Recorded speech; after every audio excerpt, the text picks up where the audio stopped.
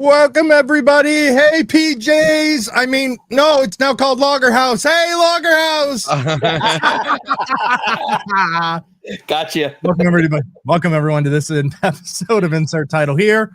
Make sure you go check out Joe Biden at Logger House. Go over to his website, Sammy 3P, and you will get the reference. So, how was that performance there at Logger House? How was it for you? Everybody smelled great.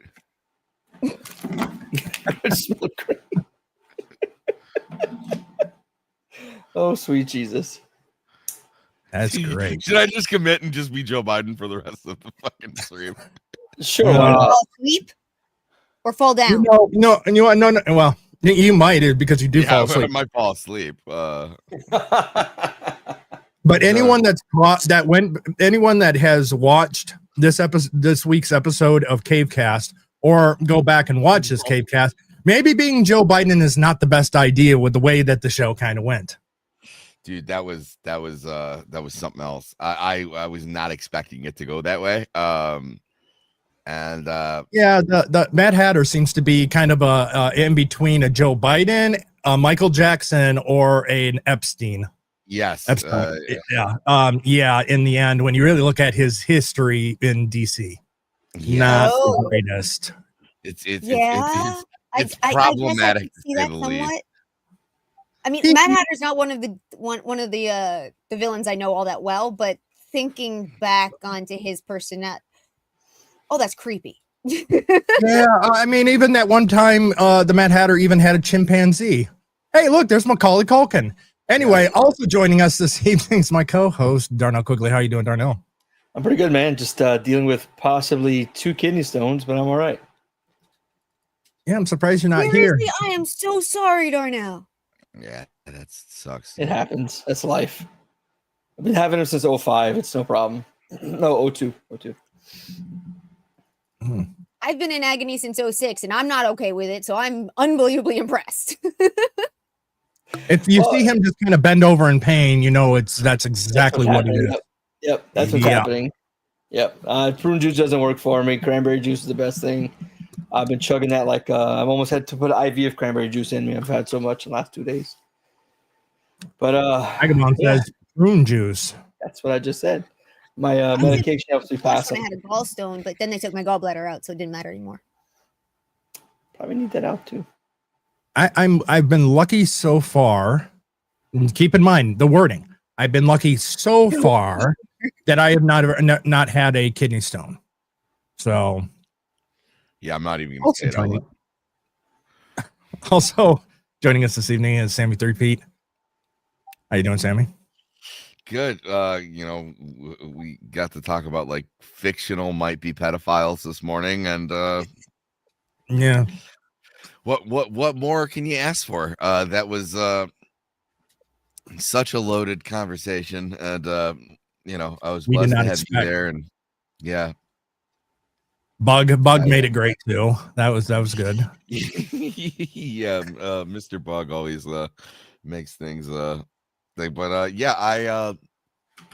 think I'm still in shock from what I had to read.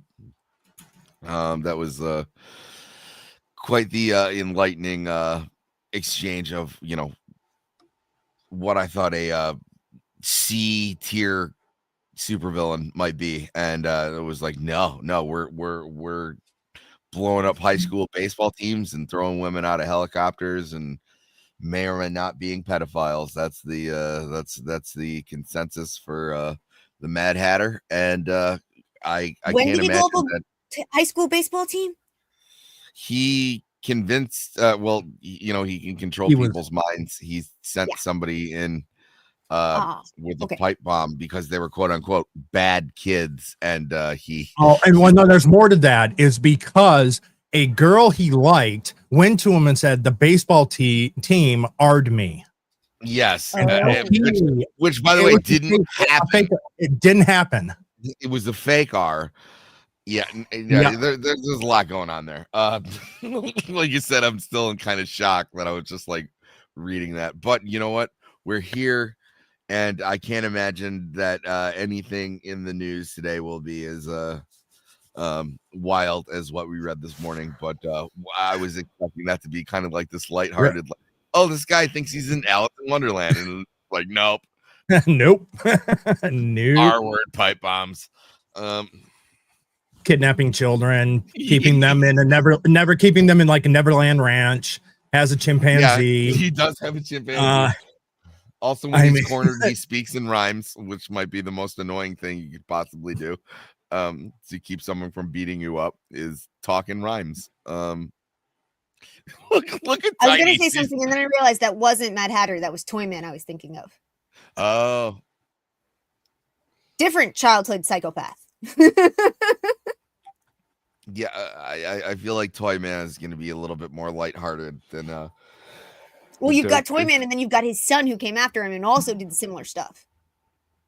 Yeah, we say that now, Sammy, but we're going to get into the real deep into Toyman and find or Toymaker and find out. Oh my God, rephrase that. Even bad.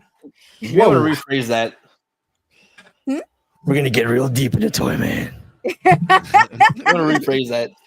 You're gonna be like, did you have a good time on Cavecast today? And I'm just gonna be in a corner, like shivering. I didn't know. Crying in the bathtub, scrubbing yourself. Also joining us this evening is Tiny by Fierce. How you doing, Tiny? I'm doing okay, actually. Doing decently today, and happy to be here, and always happy to see you guys. And also joining us is a little cat that's in her lap. Kind of see him, her. Hi. She's sleeping. She has no desire to get up. So we would like to all the cool streamers have cats. Yeah. Also, before we get into just something to talk about here, real briefly, welcome to the Kick viewers, because I am now streaming to Kick as well. Oh. So that is now YouTube, Rumble, Kick, and X. But X is pissing me off still because their chat is still freaking broken. It is now, what, 3 weeks? Yeah. I didn't know what you guys were talking about when you were saying how broken it was. And then the last 3 days, I didn't realize anyone had sent. I mean, Emerald, your message for Thanksgiving showed up, but no other Thanksgiving messages showed up. And there were like 6 of them. And I felt really bad that I hadn't seen them because I'd only been on my phone. Why? Yep. That's so phone weird. App is not working at all. So it's the same for me. So I'm having to go to my computer, whether it be at work or here, and have to have it on to actually see all the messages. Yep. Yeah. They when they went to this encrypted, it broke it. Computer. Yeah, it broke it. Yeah, they broke it. But you want to know what? We bitched enough about it last week. But again, this is week number 3. But it was Black Friday. It was Thanksgiving. Heaven forbid they fix a problem. Make it work on the holiday. Yeah, even though they had 2.5 weeks prior to fix it. And you got to know that they know this is a problem. There's no way they don't realize this is a problem. If from nothing else, than all the people who keep bitching about it. Oh, yeah. Trust me, I have. I've sent a message directly. Yes, sent a message directly to Elon. He's ignored it. But I am a very important, minor, almost little streamer. So my opinion matters, and he needs to listen to me. I don't care that he's been in the Oval Office with Trump. I don't care that he set up the Doge team. I am a user and supporter and pay.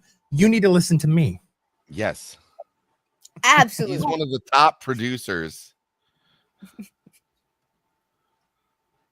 ever.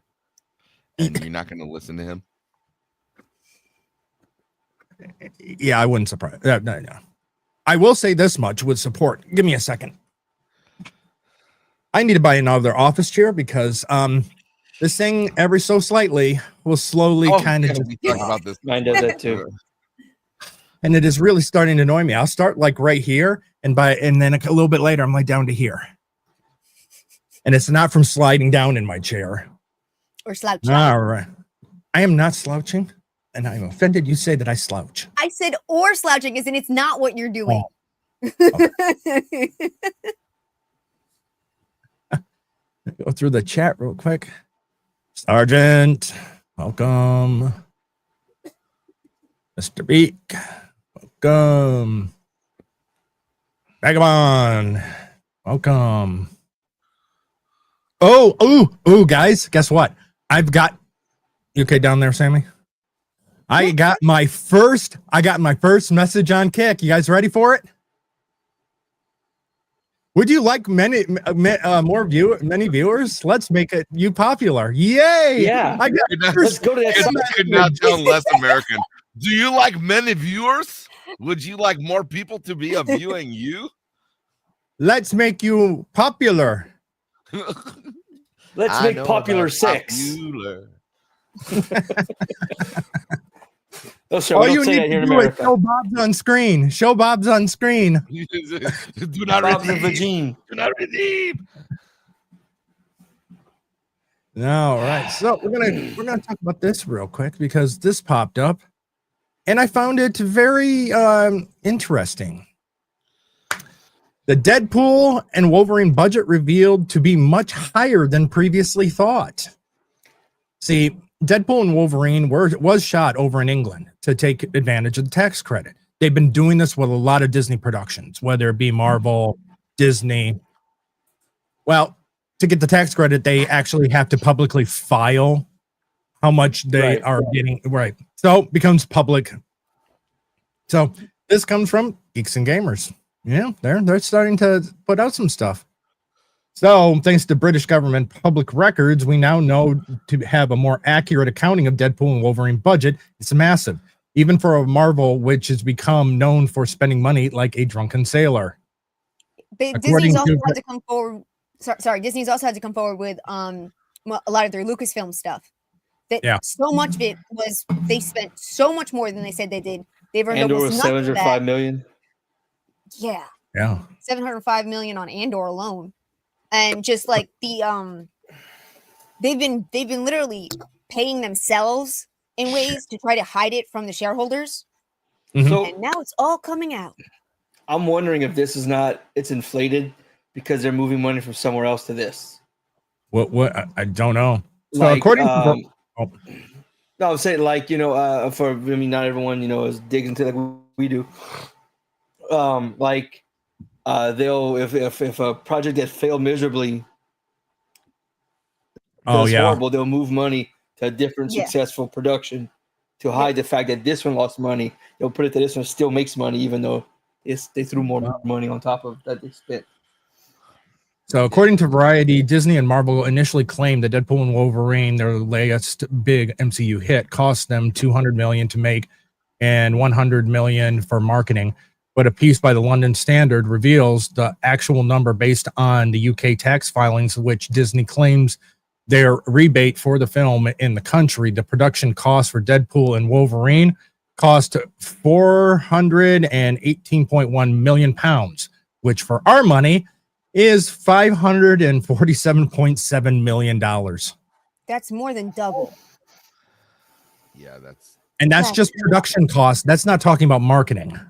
That's just production cost. And this is why I'm thinking, okay, so it's been a year and a half since this movie came out. Why did it take a year and a half for this information to come out? Because they had to move money from somewhere else. Yep. That's what makes me think they moved something from a failed project onto this movie. Maybe it didn't cost this much, but they're making it seem that way. They had to take time to get the paperwork in order to make it look like this is how much it always costs. Well, when you look at it too, okay, so you take that 500 million, you got to double it plus the marketing, add marketing and double it, and that's your kind of break even point for how much you need to make for it to be at 1.3 billion dollars that the movie made. Because of this much being put into the cost and what's being claimed, this movie in the end actually only broke even at 1.3 billion dollars. It broke even. And Ryan Reynolds is heavily involved in all of the back end stuff, like the behind the scenes stuff of his movies. And the fact that, not saying this guy's infallible, not saying he knows everything, but the fact that he was touting the money they made profit wise makes me think that, again, there's another thing added into the bucket for Disney moves something else here to protect a different project. It's very, very possible. And that's an awful lot of movie for a movie that was basically two main characters, featured no big alien invasions, unless you count the Land of Lost Fox Marvel characters in that of the became the Void. Yeah, because when you really look at, no, go on. I mean, really overall, I mean, I can understand that. I can understand having a somewhat bigger budget because you had so many cameos with very high paid actors. So I can understand that, but not to jump the cost by that much. And also the actors are getting unbelievably obnoxiously uppity. Like, did you guys hear at all about Frozen 3? No. Frozen 3, they're paying $60 million for each of the voice actors. For Idina Menzel and what's her name, who used to be Veronica Mars, and you mean my celebrity crush when I was younger and she's the same age as me, Kristen Bell? Her, yeah. No, yeah, it's Royal. They're each getting $60 million, and that's before anything else to do with the movie. Yeah. Disney is just handing out these insane paychecks that are literally cutting money out from their shareholders, and it's really crazy. Normally, a company that keeps getting its ass kicked like they have with their flops and shit, they either get cheaper actors or they make better deals with the actors they have. This is insane. It gets even better. The shareholders keep voting in the same companies who are allowing Disney to do this. The shareholders were BlackRock. Idiots. They deserve everything that they get. Honestly, I think with that last story is it's all optics, right? Because like they hadn't had anything successful. Nope. That's why I think they I agree with Sammy. They moved stuff to this project to make it look, make other things look more successful. We got some breaking news. We got some breaking news. Me too. We finally have our first non-bot message over on Kick. Thanks. Awesome. I'll be up for 5 days. What were you saying, Sammy, about the optics? No, my heart just. No. Hey, it's supposed to be dramatic. It's breaking news. It is supposed to wake you out of your slumber. It is broken, sir. It's for the optics. They hadn't had. Keep going. I was supposed to go underneath you. You're supposed to talk over the song. I'm underneath you.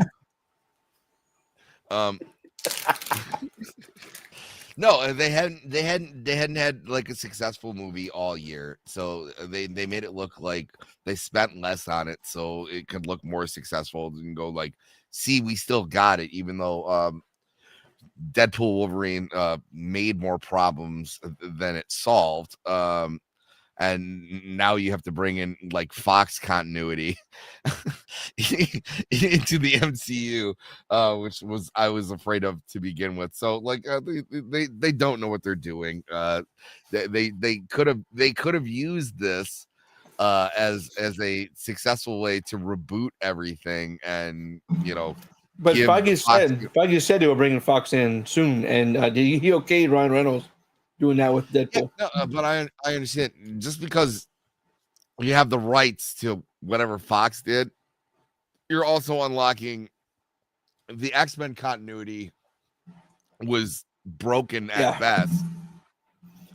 You could have used this as a great time to retool and recast and introduce like younger characters and like bring back characters that we thought were dead. Like just what we saw with what's his face playing Johnny Storm, and we thought it was going to be Chris Evans. But everyone thought it was going to be Captain America. That it was absolutely that. So now all of a sudden you look around and you're in maybe not the Fox universe and maybe not the MCU, but like now you have a younger version of Captain America. You have a younger version of Iron Man. You have that's still possible with Doomsday coming up. That is possible. Yeah, like I said, the main thing that I know is going to happen at the end is it was like, well, that's Tony Stark.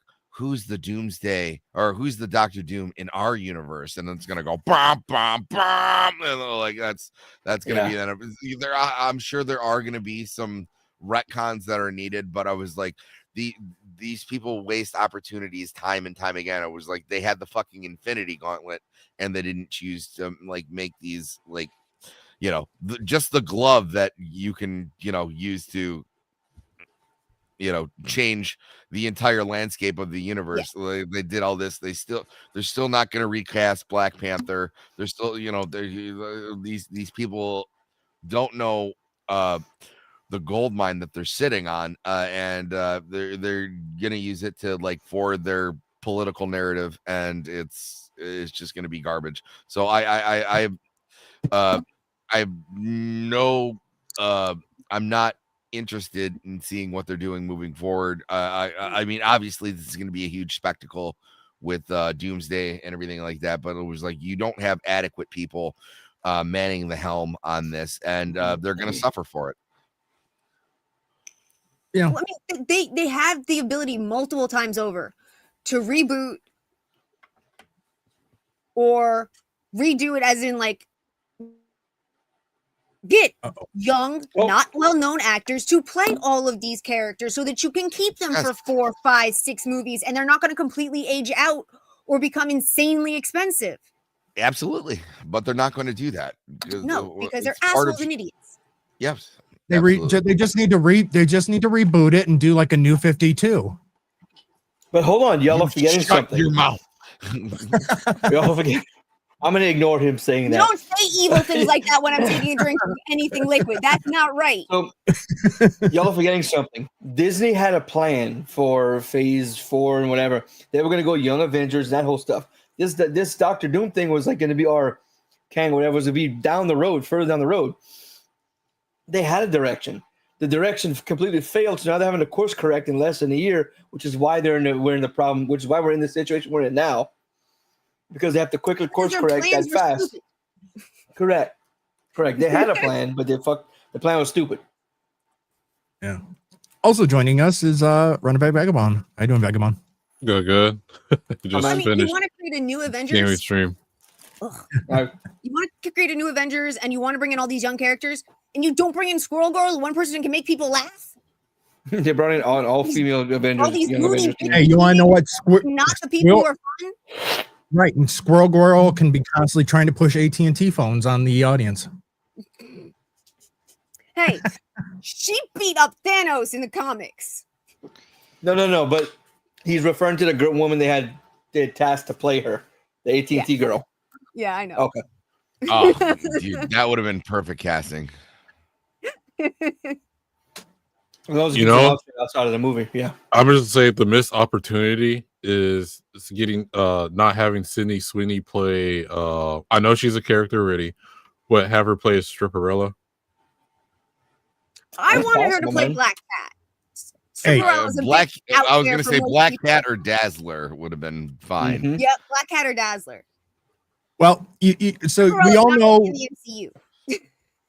So we've seen the reports and stuff like that of the woke community really pushing for the trans actress to play Zelda. Yeah. Well, guess what? Now they're trying to get Cynthia Erivo to be cast as Storm.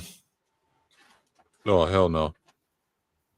Dude. This comes from Darnell, my co-host. If you've seen, she looks nothing like. Just quit it already. Get rid of that lady. Stop putting her in everything. I mean, she could play Dracula or Skeletor or some shit. Yeah, Storm's like a goddess, right? She was actually worshipped as a goddess by her tribe. Storm has curves. Yeah, Storm is like the hottest. They Hollywood. Complex. Yeah, really complex character that so often fucking Disney and Marvel just seem to brush over. We have never gotten a proper Storm ever. You could. It should have been Lupita Nyong'o, huh? Live action. The cartoon with X-Men, live action. Oh yeah. The cartoon she was great. I don't know. Live the action actress comes across as very full of herself. I don't think she'd have been a good Storm. No. Who? But also, the one you mentioned, the cartoons they actually went into. They went into her issues with claustrophobia. They went into her psychological issues of being worshipped as a child, being treated like a goddess. All of the shit she went through with the Shadow Man. She has made herself strong and capable, and she turned herself into a leader for the X-Men through unbelievable trial and tribulation. Yeah, there's instances trauma. where she actually runs the X-Men. She's just a weather girl, whatever. It drives me nuts.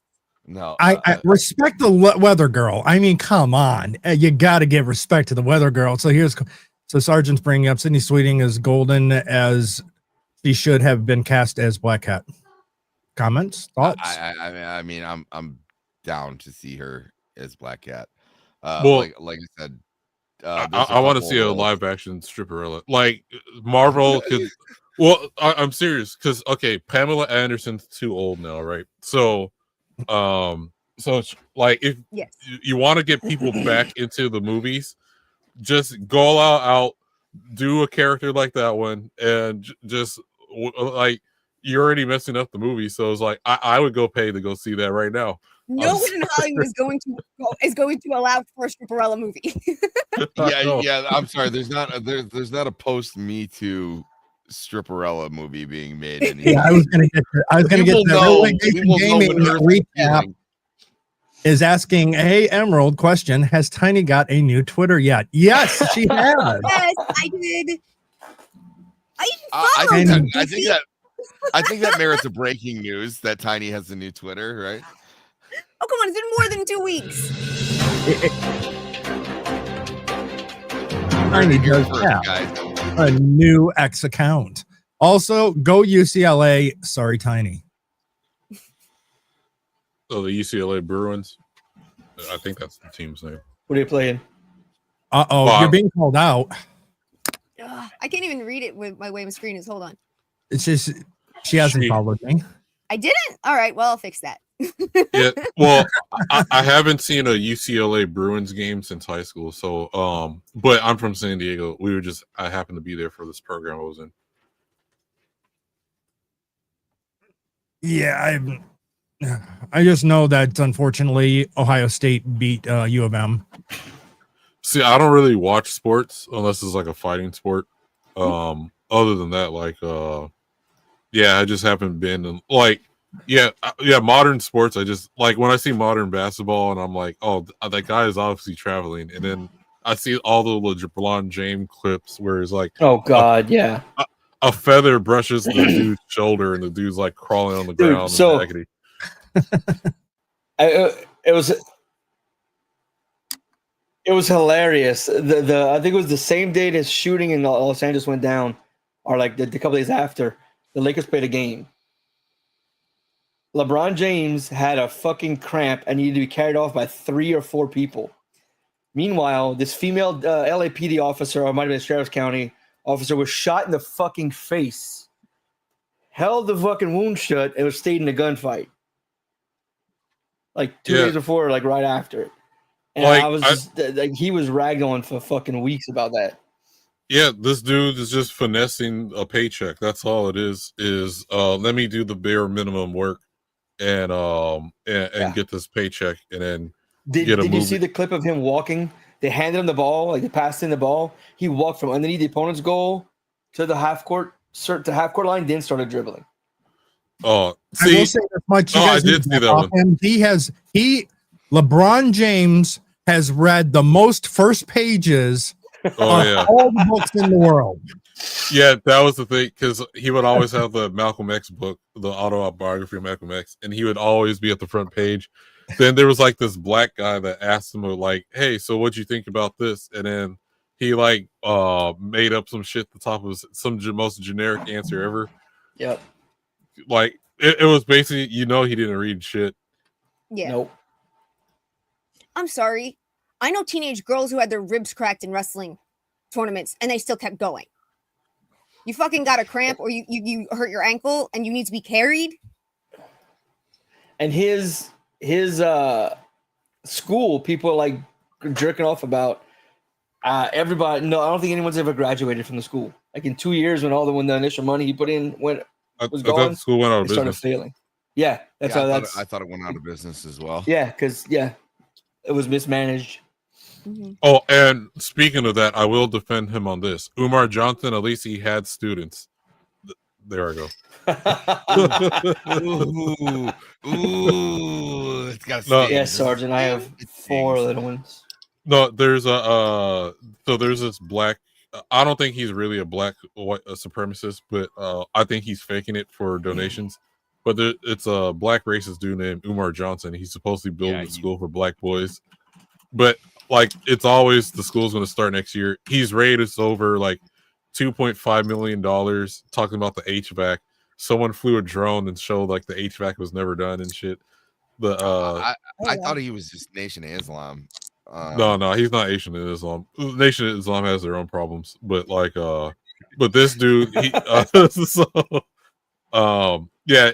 a bunch of other stuff. But like, basically, he just finesses people out of money, and I mean, I can't be too mad at him because the people donating probably deserve to lose their money, but whatever. Yeah. So, do we have any Zack Snyder fans? No. It depends what we're talking about. There's a couple. 300 is good. I'm sorry. 300 is good. Relax. 300 and Land of the Dead are good movies.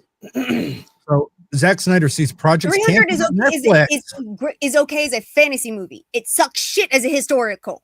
He took it straight from the comic book. It was a comic book. I know, but it was when they were talking about making the movie originally, they were going to use the book Gates of Fire, which is a really good historical accurate story of what happened. And so, as someone who loves the book Gates of Fire, I was very angry. He did good poking fun of himself on Rick and Morty last year too. That was pretty nice. And James weren't they talking about actually having like if Paramount buys WB, they want to actually bring back the Snyderverse or something like that? I was hearing. I don't. Yes, that's a rumor. I don't see that happening. That's a rumor right now. But it's just so real quickly, we have Arza in the chat. So let me cue this up so we have this properly. So we have what's up, guys?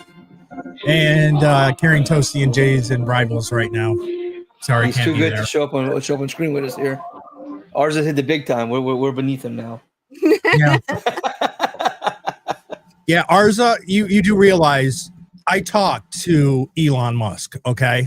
He doesn't respond, but you're choosing Toasty over a guy that talks at Elon. Just be aware of that. So a pair of canceled projects following a series of failures leads to some to believe that Zack Snyder is about to be cut loose by Netflix. Past August, Netflix refused to fund his planned next film, an untitled cop movie set in Los Angeles, according to Word of Real. Schneider wanted $100 million for the action film, which cost, which is close to $2 million more than either of his Rebel Moon sci-fi movie. And then Dan Lin, the chairman of Netflix, offered 75 to 80 million. So it sounds like he wants more money. They're not willing to give it. The fact that Rebel Moon, the Star Wars film that wasn't Star Wars, but was a lot of Star Wars type thing. And no sense, no logic, nothing. I loved that he had these movies direct to Netflix and he still couldn't get his point across. He still had to give a director's cut of something where he had total freedom on. He had to get a director's cut and it was like, dude, you are an asshole. I don't know how else to, at that point it's a gimmick. And with him, it's a money gimmick to have a director's cut because a director cut worked for Superman v. or was no, it was Justice League. Superman, yeah, because he had to leave it, so there was a director's cut because a different director took it over. So that makes sense a little bit. Talking about Justice League. I'm talking about Justice League. The reason it worked with Batman v Superman is it was a better cut. It was a longer movie. It is the definitive cut. With Justice League, yes, someone took it over. He had a family tragedy. He couldn't. But there was a lot of stuff that was on the cutting room floor that kind of like reshaped, and it was definitely more in his image. On this, it was like, dude, you had total creative freedom and you couldn't fucking put something cognitive together. Like, you should not. you should not be having a director's cut on something where like you've had no restrictions. Like no Yeah. one's going to give you shit about a direct to Netflix movie where they're in theaters they were like, hey, this is a little long. No one has those restrictions on you in Netflix. Yeah. And like this is why you have like all of like the Snyderverse mutants going like, oh, he's bringing the Snyderverse to Netflix. It was like, one, Warner Brothers is never going to do that. No. When they have their own streaming service. And two, it was like, you have shown that when they give you everything that you ask for, you can't put something together that even resembles a movie. Like it's astounding. There's some creatives that need. There's some creatives that need barriers. They need someone there to go, okay, you've gone too far now. Or yes. Or this is a great idea, but it doesn't connect to anything else in the movie. How are we supposed the connections in that movie, the logic trees of that movie make about as much sense as Fooly Cooley. Like fucking nothing. Yeah. Yeah. Literally, I was watching that, and I watched fucking that movie, and that's what I was thinking. I was like, this makes as much fucking sense as that anime. I don't. Why would they do that? And why? Like, no one sat there and asked why for anything, and he just kept going and going and going. Some people really need someone to pull on their fucking chain and say, no, you need to slow down. You need to step back. You need to have connecting scenes. Yeah, well, it's not even that. I was like, there's great directors like George Lucas. Like, when he made the sequel trilogy, he got rid of the people who told him no, and you had really messy things. I mean, nothing. Prequel. Yeah. Prequel. I like the prequels. I'm sorry. The sequel that's a mess all its own. But you also you have plenty of other directors. Spielberg. Who was I talking with last night? I think given all the tools, I don't think that Steven Spielberg make Jurassic Park again. Like I even though he probably would have unlimited finances and like much better CGI and everything, because he doesn't have those limitations, I don't think that he could recreate the spectacle that he made in 1993. Like, you got to go ahead, Vagabond. Well, okay, because back then a lot of the puppeteers like Jim Henson and them were around. Since you don't have anyone like Jim Henson around anymore, or what's Stan Winston, I think, the Stan Winston school. Like everyone relies completely on 3D, and like the whole practical effects is like almost non-existent unless it's like a martial art movie or something. So it's like even if they have a limited the most amazing budget ever, it's not going to be the same magic as like before. Like same thing. You look at a Michael Bay Ninja Turtles compared to the 80s and 90s Ninja Turtle movies. Oh yeah. There's no comparison. So I think it's the last project, by the way. Yeah, but it's like it's almost the practical effects is like a lost art now, and we just rely on too much on 3D and pretty soon AI or whatever, which that bubble's going to burst. It really shows you the trying to bring back a little bit more practical with the last Aliens movie. They were really hyping up the fact of using more practical effects. Yeah. Less CG, more practical. I'm sorry, it looks better. It does. Like I have not seen a modern movie better than the original Jurassic Park movie. And like look at MODOK at that one fucking movie. Oh my god, it's an atrocity. It's just as comparable. I think the CGI and the Spawn was 1,000 times better than that MODOK. Oh god, that was horrible. Like for some reason, CGI in the late 90s and early 2000s, when it was just kind of really coming into its own, was great. You would think 20 years later it should be better, and it's not. Well, we kind of found like this special pocket in like the early 2000s where like there was still practical and even even though it was much more CGI heavy, it was like it can't be all CGI. You know what I mean? Yeah. Like I even remember back in the day, they were arguing when Revenge of the Sith came out whether they could even call it like a live action film because they were using so much CGI. Right. And I was they were trying to say like, hey, this is technically like an animated movie, and they were going, no, like we still have practical pieces, we have this, and it was like, I mean, when you look at a modern MCU movie, I was like, there's no comparison. It's even more so than that. It was like, even when you just look at the credits, that's one of the reasons that they always have those teasers, is to make you sit through like the wall of credits, and one of the biggest one is the animators. And for most of the time, it's for bullshit. Like it's stuff that doesn't need to be. You could be hiring carpenters and like set builders to make it one look better, and like two actually like give some of these guys in Hollywood some work. Like the whole movie industry is absolutely topsy-turvy on this, and like I understand that in a certain way you could do a lot more with CGI, but like that doesn't make it better. I would much rather have a more grounded set.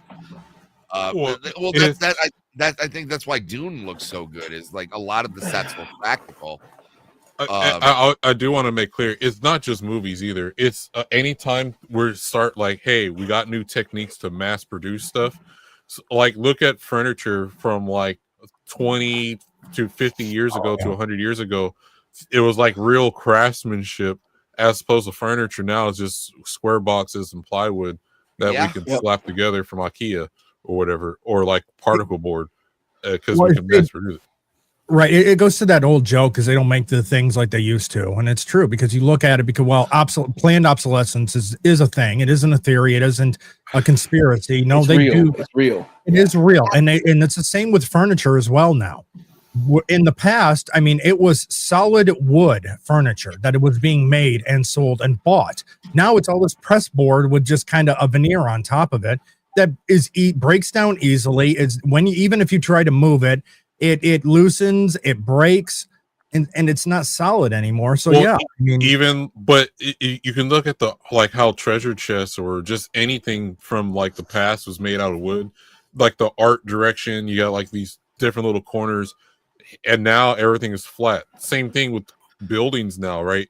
Like we don't get them Art Deco buildings anymore. We just get corporate black and white industrialized McDonald's or whatever it is. It's depressing, and they make your order wrong every time you go there, so I have to drive to the white McDonald's. So they don't they don't get right either over here.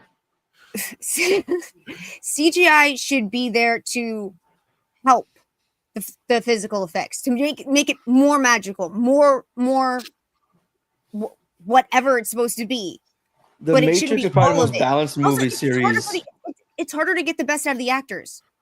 When actors are sitting there and they're playing against a tennis ball that's going to eventually be a CGI creature, they're almost never as good as if they're sitting there looking at another human being, even as that human being's wearing a mask or whatever. Or the way they do it too. Human actors need other human actors, generally speaking, to give you their best performance. Yeah, and what's so amazing about the original Jurassic Park was that there was practical effects in there, but the subtleness with at the time with the CGI blended into where you couldn't tell what was like. If you ignore that we were watching the movie, you would think that, oh, this was like something, these are real life dinosaurs or whatever, right? Because it blended in with the environment. And I think that's the touches they're missing, is if you just put too much CGI, it's like, okay, it comes off-putting pretty much. Even though they're trying as hard to make it real to life as possible, our brain still really can identify when it's not real. I mean, we are pattern recognition. That is literally what made our evolution adaptation what it is. We do pattern recognition better than anything else. So we can see when it's not right. I mean, that's just being human. Yeah. Oh, and that's what I add to where like I'm not against AI, but I'm not like also like for it like Shadversity, sorry. So like I don't think it's gonna be like the old takeover like a lot of people think it is. It's still not going just to a be a bunch takeover, but it will change. It will change a lot of things, and there's going to be a lot of jumbling of things in society before we get it all figured out.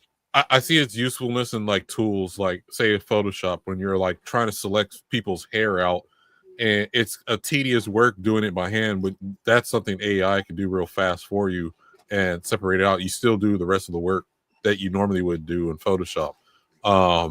As opposed to like people thinking is going to be like, oh, we're going to print books, just the whole book is going to be written by AI, or this whole movie is going to be made by AI. No, not yet. First drafts. To come up with first drafts and to rough out ideas, AI is amazing. You get a custom chat GPT and you tell it the type of idea you want, and it gives you 5 or 6 different options to start your rough draft. But you have to do the editing. You have to do the structuring. You can't leave that to AI. No. Yeah. And I mean, it's not a secret. I use AI like crazy for my music, and I'm actually using a lot of AI for stuff I'm not going to go into right now because I'm waiting to see how good I get with it. But it's a good tool. It's not a good foundation. It's a good tool. And what Hollywood does, they'll go all in on AI. People are going to be like, oh, the sky's falling. Then when, like Vagabond said, the bubble's going to burst. When it bursts, it'll go back to the actors, back to the voice actors. But the reason they're pushing AI so hard right now is because everything they're churning out is failing because they're not listening to their fan base. They're not listening to their audience. Yep. If they had listened to the audience the last 5 or 6 or more years, then AI wouldn't be pushed so hard to replace actors right now. Yeah. I love AI. I'm a big fan of it. But if Hollywood was giving us good stuff, I'd be like, hey, slow down, AI. We still have good shit coming here. Yep. Yeah, I think overall there is going to be a pushback on AI as more things start to come out. And I think it hopefully, I'm hoping it gets delegated just as a tool, right? And not our primary form. Now, I mean, there is predictions out there that in the near future, you'll be able to put into an AI prompt, essentially the outline for a movie and push it, and it will automatically just output an hour-and-a-half movie. Well, okay, so it can do that now, but it's not going to be a good movie. That needs editing. Hold on. Serious editing. Hold on. Okay. If your AI learns from you, if you use it right, your first draft of a script will be pretty decent. But again, like a human writer, you're gonna have to get better. If you use it, like I have multiple different AI with the one I use, and some of them are so stupid. I could tell it, give it detailed instructions. I want this, and it'll give me a fucking dog jumping over a fence. And everyone said a dog in a fence. Right. But then there's some that say, I want this. I give it specific details. It gives me exactly what I want, picture-wise or text-wise. And adjust these things in it, and boom, it knows what I'm thinking. It knows what I want, and it gives it to me. So I'm actually working on one for a script right now. For people who actually want the original lore, the core information, that whatever it is like, if I want to watch Witcher now, I can take Stepanak's books, and some, not immediately, but we'll be able to take Stepanak's book and put it into AI, and then we won't have to get fucking stupid idiot asshole bitches ruining our fucking sci-fi and our fantasy anymore.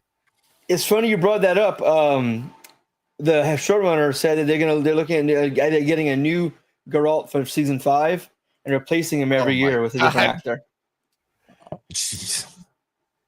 Yeah, that show's not long for this world. No. I thought it's dead. It's a sink. That shows a sinking ship. Yeah. But I mean, there are movies and there are things that, or books that could be turned into movies and stuff that a lot of people have said, the technology's not there yet. We don't have the ability to do it. Well, some of those fantasies can now finally become true. I'm just waiting for Dragon Rider's return. Well, yeah, because there are certain things that you're going to need. You're going to need AI creation, CGI. I mean, there's some things you just can't get away with. I mean, to try to make them live action anyway. But I mean, if you heavily use just AI for the creation, then it's not a live action. It's an animated movie. Even if they look real to life characters, it's animation. It will always, there will no, unless you are using real scenes, real sets, and real actors and doing the work, then it's not a live action. And I personally will not accept an AI movie as being a real action movie. Live action. I agree. No. I'm saying there's a place for both. Yeah. With AI, you're going to be able to do a lot of like what if type of things. Like like I'm looking forward to seeing some like Prime Keaton like Batman movies. In the future. Will I accept it as a real action film? No. There's a place for both. I mean, and theater is something that's like ongoing, something that's always like evolving. You're going to get there's always going to be a need for that, right? But it was like, for as like a comic book fan, there's going to be some wonderful things that'll come out with AI. But yes, it's never going to be the same. It's nostalgia Also, bait, right? For that, I will say the one thing that AI does allow for is people who don't have natural talents to be able to do things to some degree. Like, I love music. I love singing. My voice sucks. No one wants to hear me sing. But now I can make music with AI that sounds beautiful. I suck at drawing. I love art. I've spent my youth living at the Metropolitan Museum of Art for every fucking weekend for years. I love art. Cannot draw or shit. I can now make images. I can make art that makes me happy, that I want to be, that's getting the images in my head out of my head that I could never have done without AI because I do not have those natural skills. I will say that is one thing that AI gives to people that is very, very helpful and very nice for those of us that were not born with great skills. I have great skills. My stick figures are by far the best in the world. And remember, my stick figures always are automatically rank higher because I talk at Elon. Arza, that's why it's your fault you're not here. I now understand why Arza is not here. He's threatened by my ability to talk at Elon Musk. Yep. Yeah, no, that's what it is. He was saying it in the chats how scared he is.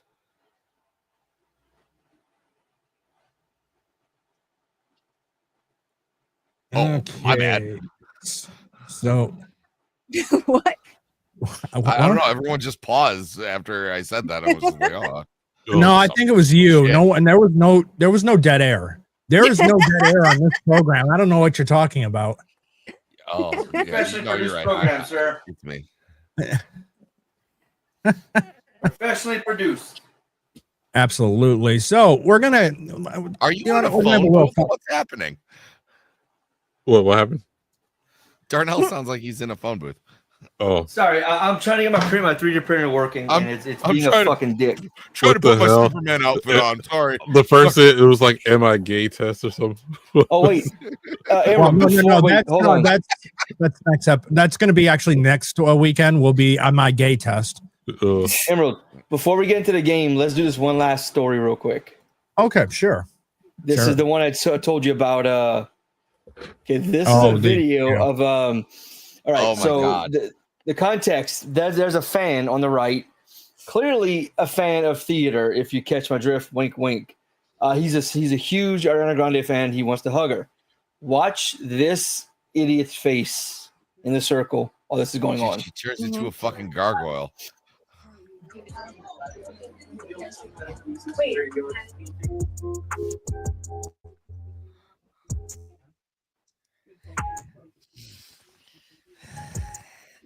The ceiling's broken.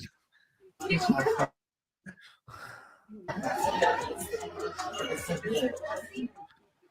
know they separated them in the end? they've forced them to not go to any of the press events what? together anymore. They have to be separated. Who? And when they're separated, Well, they act perfectly fucking normal. Yeah, they lost their voice. Yeah. Well, another thing too, they're like, oh, they're like in a relationship together, and I was like, I've seen my wife hug other people. I don't go like, Yeah. Mean mug them. yeah, like I'm only gonna mean mug like of a friend hanging. Were to like hug my girlfriend and they gum up and hug and grab her ass. Then I have a problem with that. But just a hug, it doesn't. No, I'm fine. No. But for everybody. to me, the weirdest thing, like the bad face is maybe she was jealous that no one was there saying that about her. It could be multiple things. I'm just saying, but the way that she always reaches for Ariana's hand and the way that they hold each other like that, it's so fucking creepy. And they both need to I'm starting to wonder. A whole bunch of sandwiches. I will say this much. I'm wondering if Cynthia Erivo is sucking the life out of Ariana Grande. It's looking like it.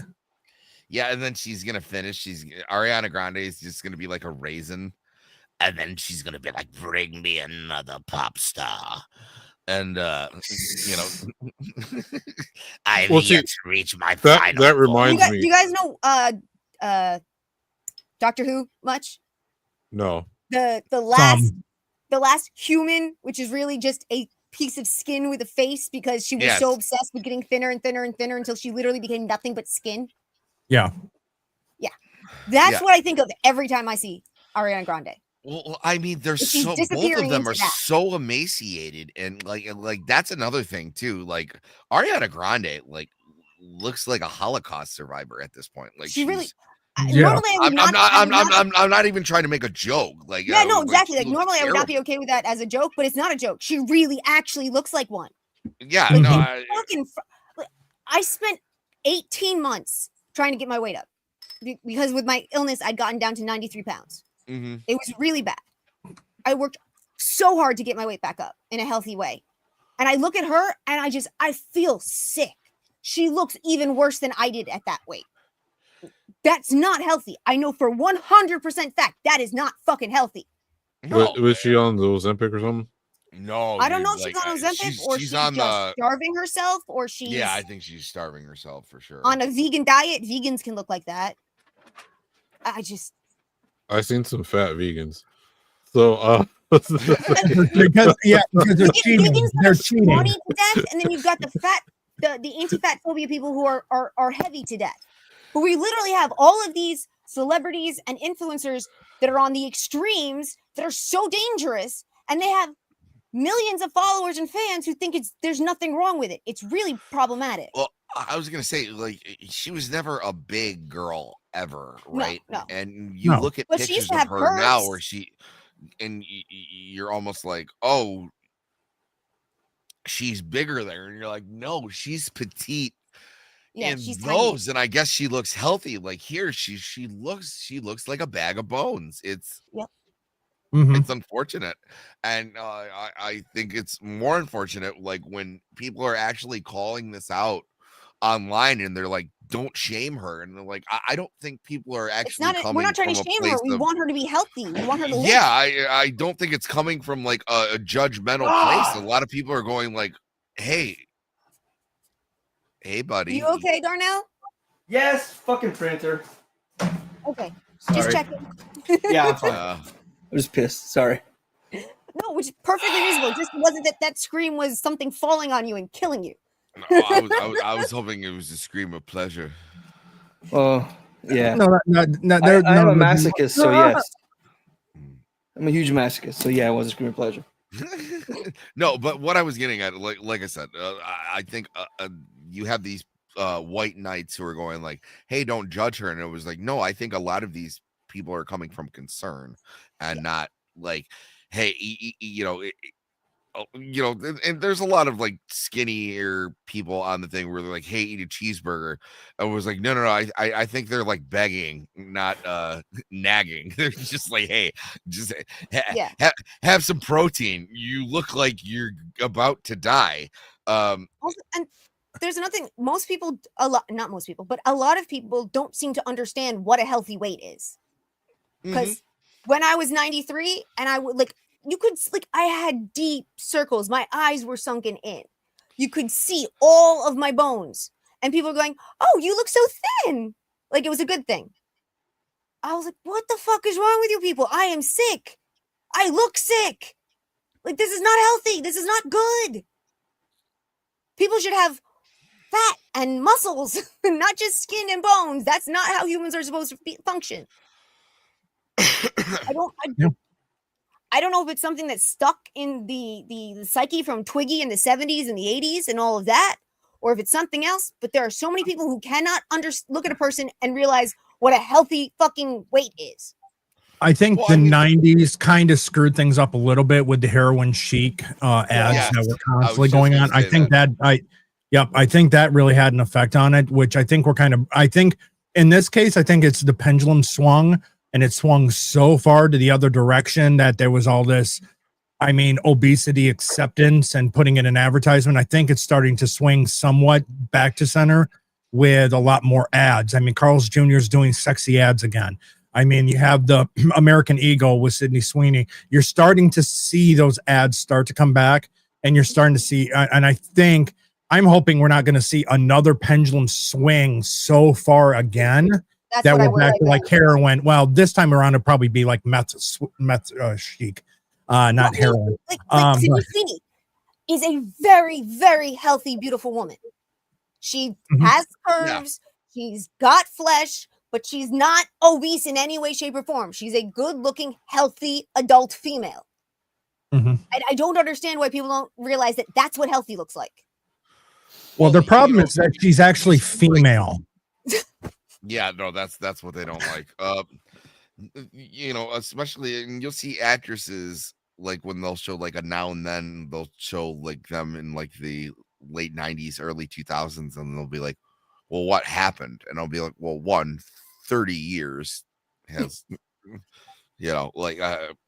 unless you're like Jennifer Lopez, like you're not like stuck in like a time capsule where, they only release you to do like shake your ass on stage for like 45 minutes and then they put you back in. But you'll look and you'll see even now by like healthy standards, these women look gorgeous. And then when you look back then, we're like, oh my God, it's like impossibly thin. Like, I really do understand like when women were saying like, these are impossible standards. And now granted, it wasn't great for men either. When like, when you would see, like, you don't want to compete with Calvin Klein models. Yeah, exactly. I'm saying like it's absurd. There's a reason these people are supermodels for a reason, right? But you'll see actors or actresses who are still famous now, and you go, well, she looks fantastic, and then you'll see a picture of her from like the 2000s, and you're like, holy shit, was that the fucking standard? Because like that's Sammy, I take offense to that because I personally feel myself. I have a body for radio ads. Okay, I could be a radio ad actor. Okay. I've been saying you should be a nipple model for quite some time. That's behind a paywall. It's really hard to break into. But I think you got the goods. $30 a month. Oh no, I am okay. So if we're gonna go this route, so if you use code 50 for Black Friday, you'll get 15% off seeing my nipples. You just type in the code nips and hips in the promo bar. Okay, I'm working on getting my ads spots on MS Now. But they seem to not be taking my phone calls. I know they're hard up for money right now since they're not attached to MSNBC and since they're not attached to Comcast, NBC, Universal anymore. So I know they're hard up for money. I don't want to brag. I just got sponsored by Netscape. Oh, yeah. Netscape. Hotmail. That's a good one. Yeah. Netscape. Somebody at Hotmail commented they sent an email saying they'd like to sponsor Two Civs and a Pig, but I got to send them like $800 first. I'm considering it. Someone offered me I'm the joking, smoke Tony. shop. It's all a joke. It's a joke. It's a joke. It's a joke. We all know what. It's funny that you say that because actually there's. I don't want to brag. Now, granted, again, like I said, I talk at Elon Musk, but recently I did get an email from royalty that is willing to sponsor me if I just send them a little bit of money. Nice. Oh, yeah. Hold on. You I don't got, want to brag. Can I drop it? Can I drop it? Okay. You guys are looking at the new face of AOL Instant Messenger. What about ICQ? Okay. Well, you want to know what? Finally, his shyness has overcome him. He realizes he doesn't need to be afraid of me since I talk at Elon Musk. Joining us is Arza Chats. There he is. I got a little tired of carrying Toasty and J Viper because we lost most of the games. But I was MVP in all of them. And that's all the time we have from Arza tonight. I thought I'd come and do the place where I don't have to carry the conversations. I thought I'd just join in. I realized you probably did come because your lights were off when you had entered originally. Now you have your lights on. So, yep. Now the what? I don't hand check. Oh, well, shit. Oh. You're like, oh, damn. Oh, come on. We're not going to My do that. hands off my penis. Tiny doesn't need to do a hand check. Okay, so ours is joining at the perfect time because I'm going to run and grab something to drink real quick, top off my coffee. But we're going to look at what we're going to do tonight, which is we're going to look at sci-fi tropes. Oh, sweet. And rank them sci-fi tropes. Now they are, I realize with the colors that were chosen by this person, some of them are hard to read. I will read them out. So talk together by a middle schooler. Yeah. The one in neon yellow. Like you cannot read the yellow. I can't read any of these. Yeah. Oh, yeah. Well, I he said he's gonna read will read them, them guys. out. He says he's gonna read them. I'm gonna read them. Yeah, I wonder about the person who actually made this thing with the colors that it made it with. It's definitely the septum ring. Okay, they may have realized they can do colors and they're like, ooh, let me go overboard. Sentient tech, space, noble bastard, evil alien race, 2D love interest, evil mentor, POVS colluding, new world, mankind, endgame, ruins of civilization. I can't tell you what that one is. Mind control, secret royalty fellowship, aliens. quest. I can make up for the fact that this is a horribly designed thing. I did watch 2 movies last week. What? I can read all of them, but that one yellow one I can't read. Yeah, at all. I can't read the yellow one. Star Child. Where Yeah, says Star No, Child, not you that have- one. I'm talking about the one in between ruins of civilization and mind control. This is godlike aliens. Yeah, godlike alien. Oh, But Arza, yes, I forgot to I- ask. But when it says noble bastard, does that mean like a person of the nobility who happens to be an asshole? Yes. Or- Yes. No, it's like Jon Snow. Or Like, yeah, I think it's like a Jon Snow from Game of Thrones. What you gonna say, Sammy? Yeah, what's up, Sammy? Okay. No, I was gonna ask how was that Ed Sheeran lookalike contest you were telling me about? I've never been so insulted before. How'd it go? Did it go well? I've never been You so love the offended. Hey, you want to know what? I love The Shape of You. Yeah. I'm in love with The Shape of You. Barefoot Yes, actually. on the I watched this earlier today. Oh, good. Nice. Come on. Steve Carell is not funny. Wow, in the hot take seat is Arza Chats. Arza, wow. Arguably his funniest film. Yes. Oh, Donger, this was a good movie. Steve Carell was not in any way part of the funniness. I can back He's you young. up on He's that. young. Just he's No, young. I think there's other people who are runaway funny in that movie, and Well, they are, but I think he's great as a straight man in that movie. Yeah, he's plays straight playing man, more of a like- straight man, not the comedy. The comedy is happening more around him than Andy himself.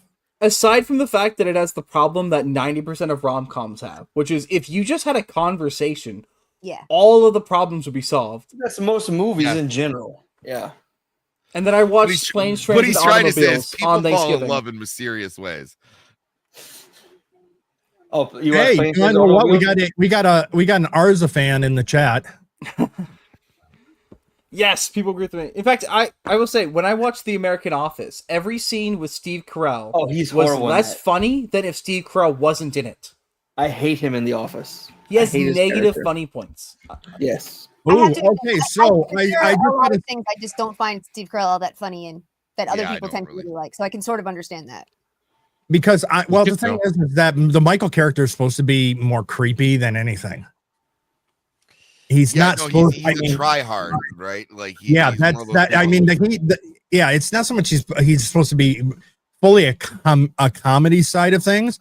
He's supposed to make you feel uncomfortable, kind of like that's kind of what he's trying to. He's that guy who watched a comedy special and he's gonna recite. You go too far with it. Yeah, so he understands what funny is. He doesn't get it though. Like he doesn't get why it's funny.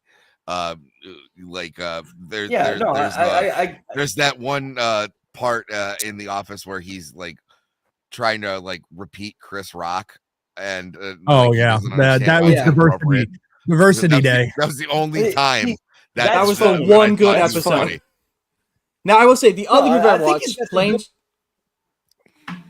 But most of his scenes in those episodes just don't fit anything. Like it's like that's out of character for him. Like they did with Sheldon and Big Bang Theory. They made him just a complete asshole last 3 seasons. Not autistic, just an asshole. And just like you make the show shittier. I gotta see. Watching The American Office, you stay for Creed. Show. Yeah. Can I see a show of hands real quickly? Who liked Big Bang Theory? I've not seen it because I was told how bad it was. I haven't seen it. I've seen an episode or two that didn't make me want to puke. Okay, that completely backfired. I was hoping Arza would raise his hand so I could boot him. Anyway, so he's not seen it. You know that. But I did watch a fully good movie. No major qualms. Planes, Trains, and Automobiles. I watched it on Thanksgiving because it was the Thanksgiving movie. Great film. Very good. Yeah, it's awesome. That one's still. And you watched it at the appropriate time. Now. Proud of you. I meant to watch it last Thanksgiving, and then it just got away from me, and I ran on time. I've seen that movie since it came out. And I still get a lump in my throat when I watch it. Dan. See, I knew what the trip, I knew what the twist was, but it was still very effective. Okay, the movie you have to watch on Christmas Eve is Die Hard. I've seen Die Hard. It is a Christmas movie. It is a Christmas. Die Hard is a Christmas movie. Saying, I don't care if you've seen it or not in this case. I'm just saying the proper day to watch Die Hard is Christmas Eve. Mm-hmm. Mm-hmm. It is a Christmas movie. Yes. Ladies and gentlemen. Sorry. Mr. But I heard like not joining us for the rest of his life. He goes, welcome to PJs. I mean, another good Christmas movie is Gundam. I think was it Thunderbolt? Yeah. Sorry. Okay. Okay. Lethal Weapon. Mr. Scott says Lethal Weapon is better than Die Hard. No. I'm biased, so I would agree with that because my master helped with that movie. I agree with that too. I think I recently got Lethal Weapon, but I've not seen it yet. But if we're talking in this case, also Arza, the best time to watch Lethal Weapon is on Christmas Eve. It's true. It is also a Christmas movie. I've never talked about that one. In this case, actually, you want to know what? I would say actually Lethal Weapon is more of it happens during Christmas and Die Hard's a Christmas movie. Yes. Die Hard happens on Christmas. Lethal Weapon happens during the Christmas. You can't take Christmas out of Die Hard. You cannot do it. Die Hard it can only happen during Christmas. Otherwise, ho ho ho, I have a machine gun now makes no sense. He's calling them a bunch of sleazebags, obviously. They're the hoes. Okay, so sorry to derail what I got here. Yeah. So King mostly okay, we're gonna rename these because I don't like this. Do we go straight? Really faggy? I mean, or do we go S, A, B, C, and Arza? I'm fine with the Arza part. Let's go with tolerable. Y, and Dear God No, and then Arza. Well, I've seen some of these that aren't bad. Okay. Some of these are good tropes. You're being too hard on Arza. Yeah. No. Yeah, can I at least be like the C Mid. tier instead of the D Yeah, tier? I haven't seen him in months. I have to lap the rag on him. I haven't seen him in months. I have to Arza. get a new one. Okay, I'll set up for being B tier. That's fine with me. Must Wait, we? And he said this is And for what type of relax. film? Okay, we're gonna go with It's Okay, Mid, Arza, Must We, and Just Stop. What he said? This is for what type of movies? These are sci-fi tropes. Okay. So starting off, plot armor. Just stop. Most of our favorite protagonists would be dead without it. Yeah, I was gonna say that. Yeah. You Oh, kind of wow. have to put that in Arza tier. Yeah, I Even think though that they goes in spelled the armor, even though they spelled armor wrong.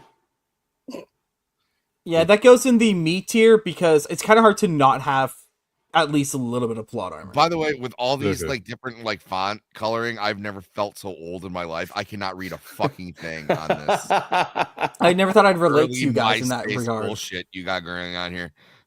So plot I just armor is in learned the what Arza font level. colors are. I argue for mid because like Tiny says, sometimes it works. You fucking asshole. But I can see it being an Arza tier.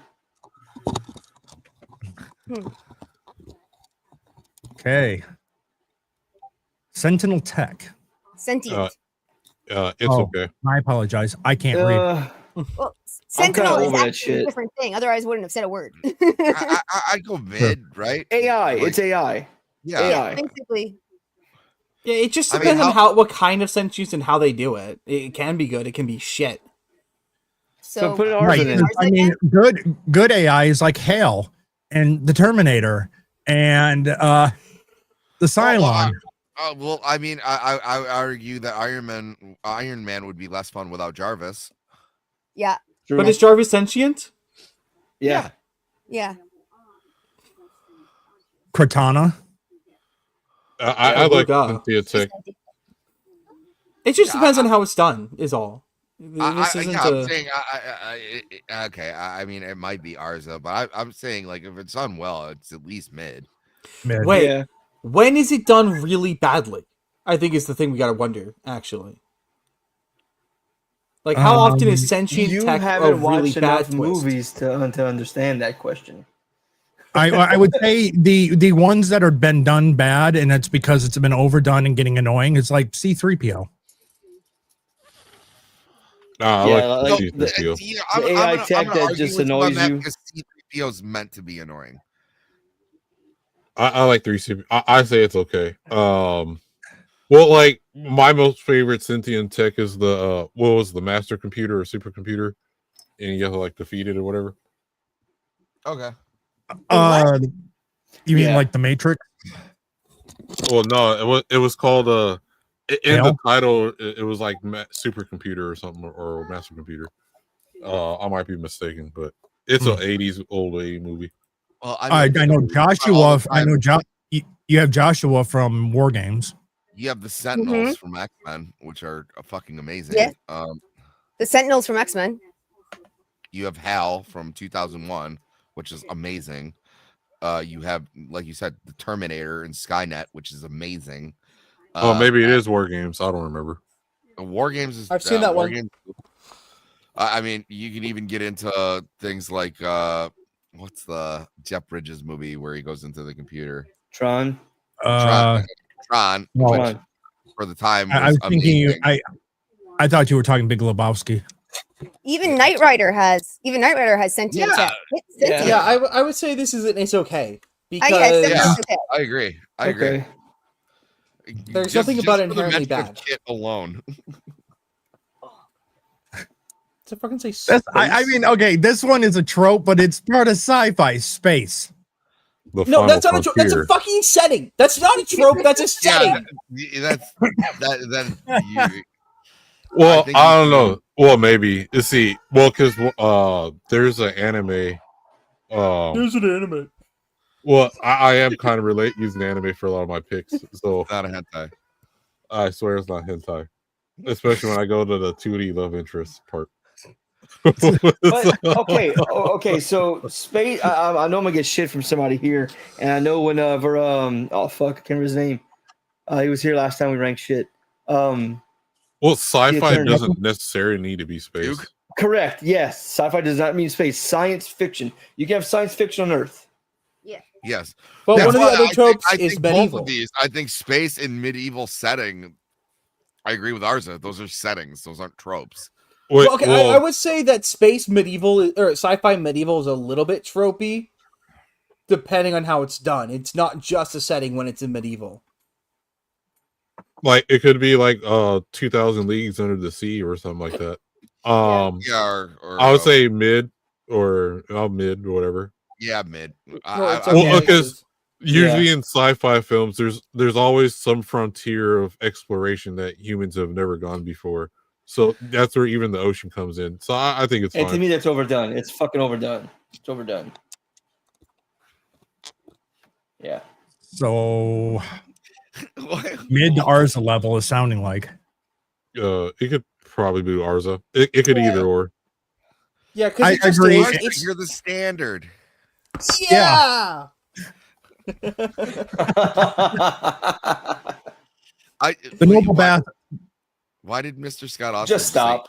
Oh, he said Heman. I thought he typed in Herman. I was like, who's Herman? Oh. Yeah, man. Noble bastard. No, just stop. Just stop. Just stop. I'm gonna go with must we because it I'm can so be over this. really good. But it's fucking done in everything. Just stop. And the thing is okay, the example we had used was like Jon Snow, except for one thing. Jon Snow was not a bastard in the end. You find out he wasn't a bastard. No. So really that I say I mean, just there stop. there are a lot of things where you find out that someone was actually the bastard or the unknown child of someone. Okay, so I'm gonna relate this to Gundam. So the Zabi family are noble bastards. So I think it's fine. And Naruto. Well, Naruto's it's like a noble bastard. it's a very Jungian archetype. So I think it's Naruto's more not a okay than bastard just though. His stop. parents were married when he was born. But Yeah, but he's kind of like an Well, orphan just because and shunned by the village. Orphan's Treated not like the a same as bastard though. We're talking about like a trope, Kind of. right? It doesn't have to be. Yeah, like Yeah, Luke it's a trope. Skywalker is technically the trope of the noble bastard. Yeah. Technically. Yeah. So I say just stop because it's fucking you. It's always one guy or one person's gonna solve everything. Why can't it be a team? Why does it always have to be one person? They're the key. They're the key to savior. everything. There's going to be always something noble about watching someone come up from a hard scrabble existence that you're going to inherently root for them. I think it's more than fine. Are we good with must we? Yeah. It's Yeah, as a trope is being overused. Must we? You have to prove the reason why you're using noble bastard. Oh, Jesus Christ. King Arthur was a noble bastard if we're going to like go Okay, through but that, that you know, like He was an actual bastard. okay, two things. One, it was written centuries ago, and not every story has a noble bastard like it does now. And two, it actually fit the story. Yeah, you're there's some stories that like the noble bastard's there, and you can tell the person who wrote it just like, I'm gonna have this one guy, he's a noble bastard, and he's the key to everything. And it doesn't there's no context. It's because it's an archetype. It's a Jungian archetype story. Yes. Oh, I hate the Gungans. I just want to say Char and Zabel. There we go. Which I know it's not his real name, but Char. The trope of evil alien race. It's okay. Yeah, that's literally just. Usually, I mean, every race is evil to us. I'm over it. I'm over it. Like Paul was a great sci-fi movie. Alien wasn't evil. No. Yeah, I mean, it's just it's not saying all aliens, like an outside evil force, right? Like, right. You always need saying it's evil. You always need the alien evil. I don't like no. Elf wasn't evil either. He didn't come to take over the planet. That we know of. Yeah, except for cats. It's like their cow. But who can name the planet he came from? Oh, sorry, I missed it. What you guys talking? Melmac. What? Melmac.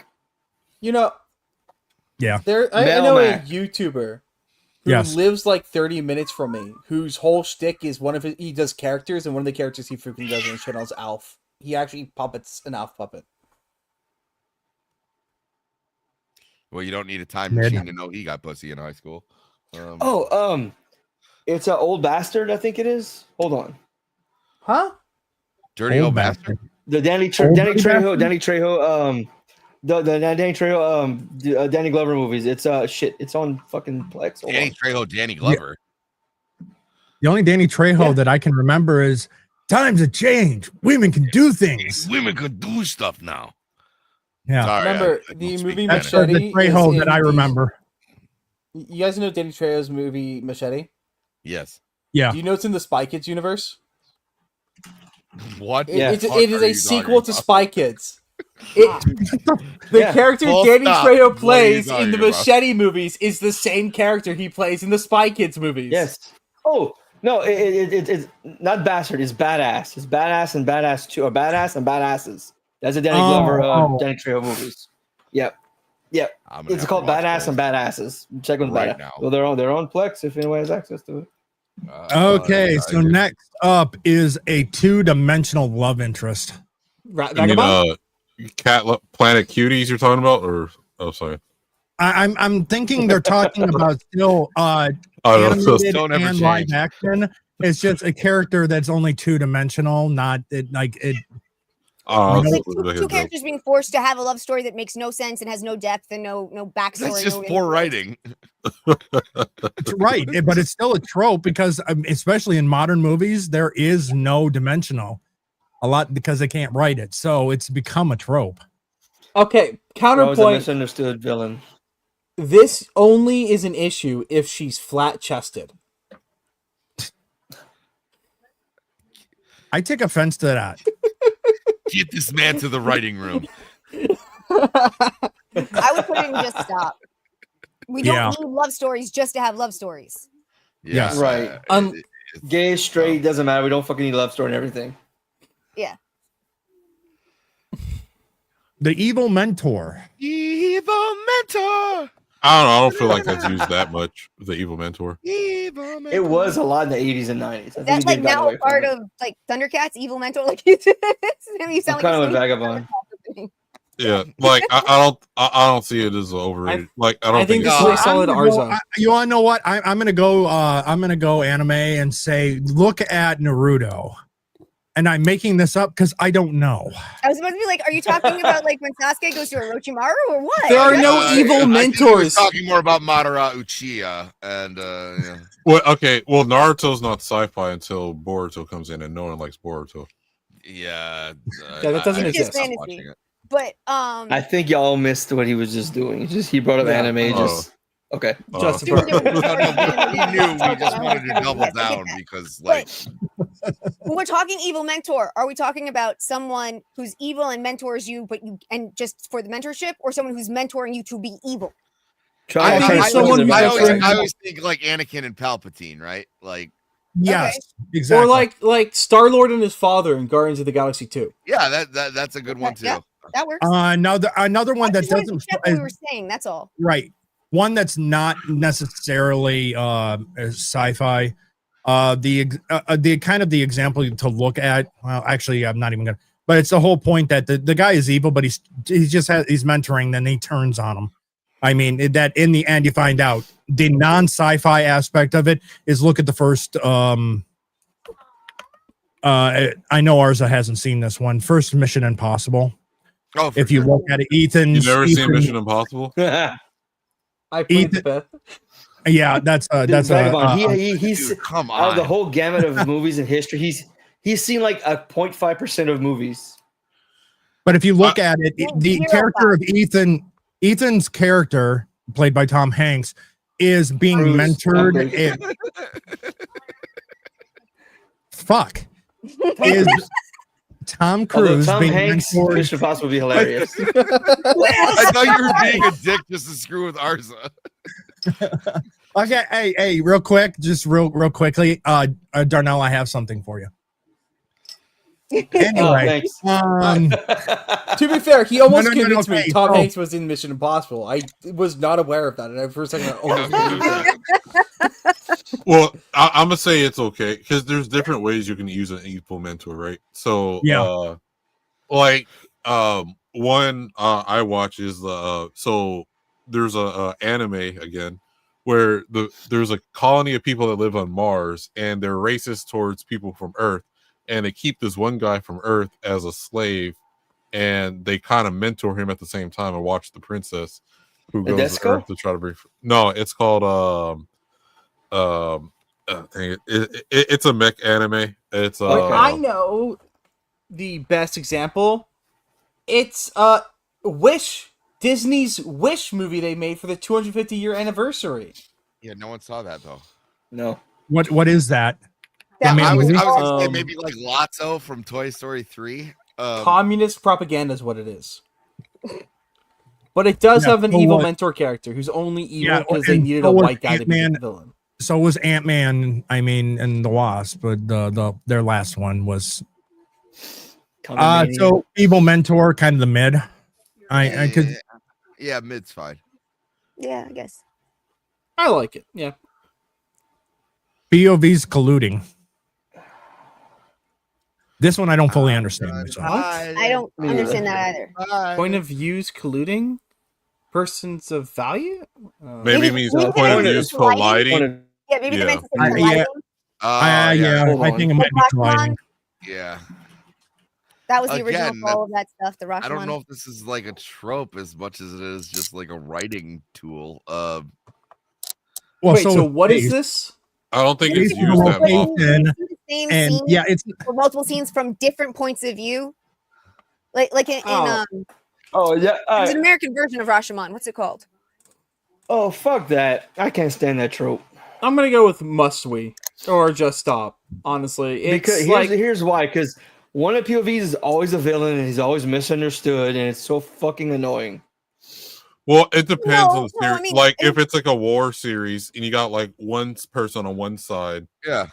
Again, I guess I'm kind of bringing Gundam into this. So. But then they go to the other POV, and that guy's justified because of what his reasons, and it's like they both justified. A great example would be where it was just used effectively would be Guillermo del Toro's Frankenstein, where you have 2 points of views colliding. But I don't think it's like a trope that's used all the time. I think it's fine. No, because the problem is it's a trope that desperately needs to justify its use and existence, and they rarely succeed in doing that. No, it depends. It's dependent on what type of story. So, like, if you're doing a war story, the original one was all about there's a horrible crime, and there's 5 witnesses, and each of them saw something different. The idea that our minds and our memories are not infallible. Okay, right. You don't talk about you don't talk about sci-fi though. Let's bring it back to sci-fi. In sci-fi, I think it's over. I'm done with it. Okay, I know I just used Toy Story, but Toy Story, like Buzz and Woody, like those are 2 different points of view, and then they eventually come to head. I mean, technically, it's a science fiction story. Okay, here's one that actually stays in the realm. The point of view of Kirk versus the point of view of Khan. There you go. Yeah. Again, one's misunderstood villain, one's a hero. It's annoying. Well, no, except for one thing. Khan's not misunderstood. Khan is pretty well understood. Yeah, Khan's kind of rotten to the core, dude. I don't mind it. I think it's perfectly fine. I think it's Arza level. All right. Ours, yeah, I go Arza. A New World. What the fuck do you mean by this? People go into Avatar. Totally new and Avatar. I'm sorry. Avatar. I'm sorry. I'm sorry. You can't help yourself. It's hilarious. Wait, Darnell, what were you saying? Avatar.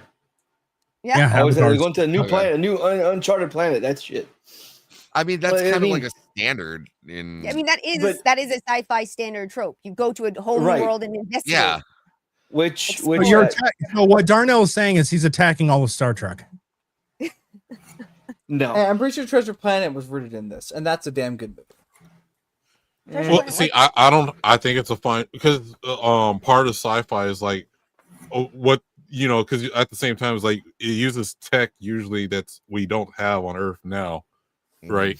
Or that we can't imagine having on Earth now, and that's part of like that genre.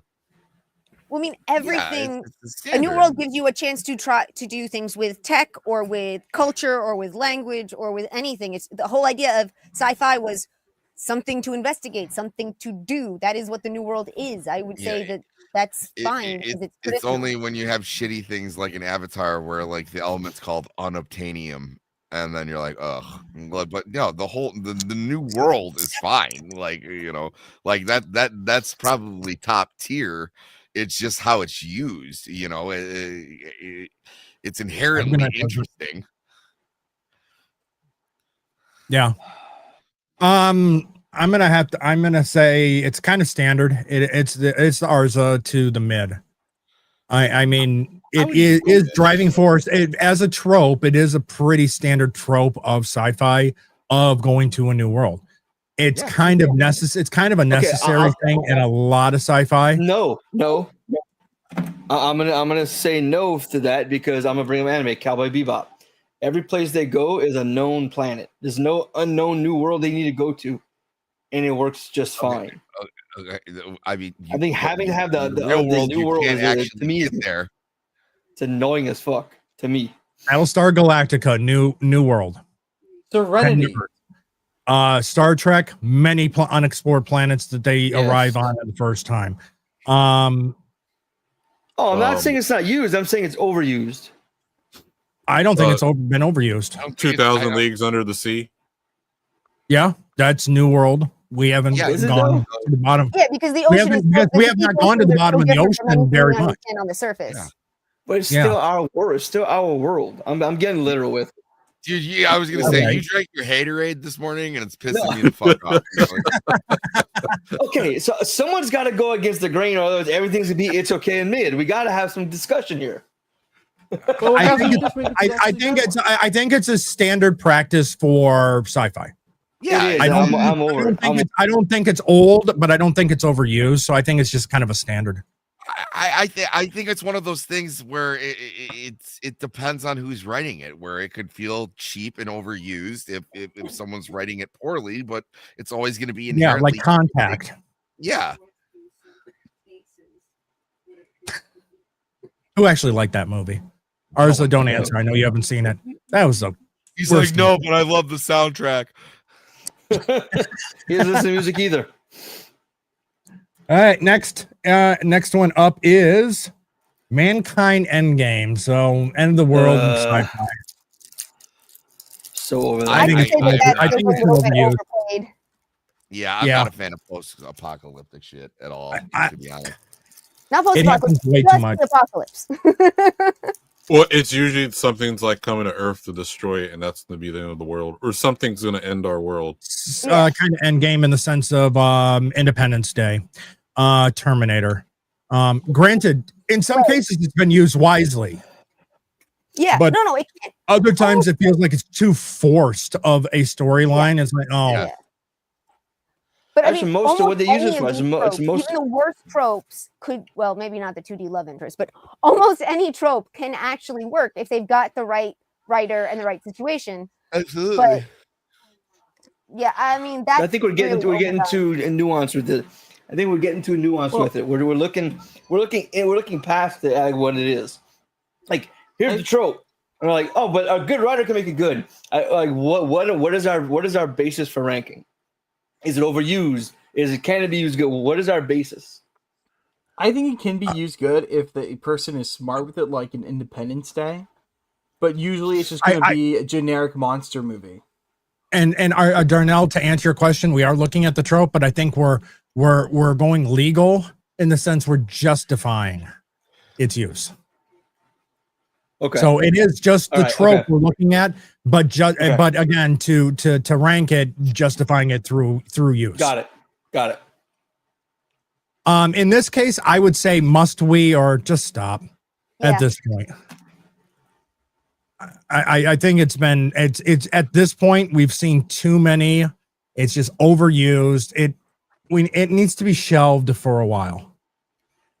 I think Star Wars did it best. They weren't the Empire, the bad guys weren't trying to end mankind. They were trying to control it, which to me is a much better trope than the end game.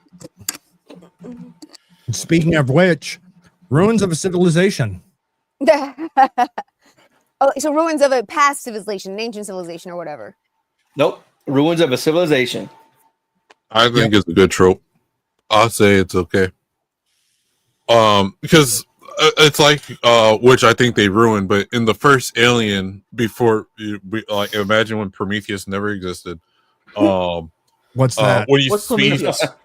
Yeah, so when you see the space jockey for the first time, and they figure out they're in this giant ship, and it's something they never knew, like it's beyond human capability of whatever this ruin is, and that also brings out to like there's things that we just don't know out there, and that's how vast space is. Yeah. On Star Trek, it was ruins of a civilization that allowed them to have the door to the past. Yeah. To be able to jump. The DNA and the DNA that was scattered throughout all the different species. That one too. Yep. Because Edge of Tomorrow was one of them. Not on the edge of the city on the edge of forever. That was the episode I was thinking of. Yeah. I think it's fun. I think it's kind of just a standard. I don't think it's been overused, and I don't think it's really been underused. I think it's fine for where it is with its use. I kind of get it personally. Look at with it sometimes when you see obvious ruins of a failed civilization or a lost civilization or any of that, and you never actually get to learn anything about it or what it was. It just ends up being this fucking MacGuffin that like you see all these things, but you never find out what was that ancient civilization. Or okay, so that drives me nuts.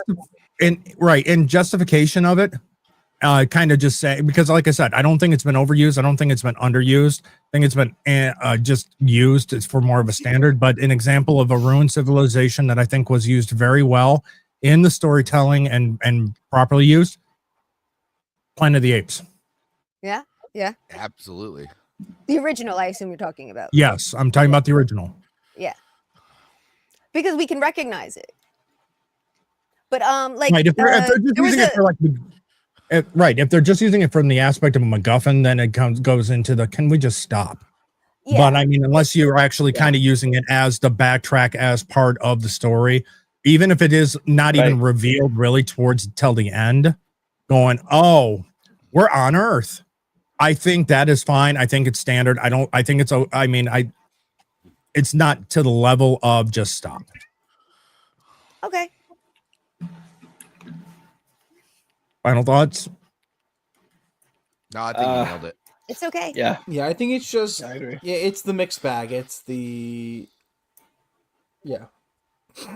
So the cinephile that is Arza says it's in level. Hey, we have a great bell curve going on right now. Look at that. Yeah, it's becoming like a giant middle finger.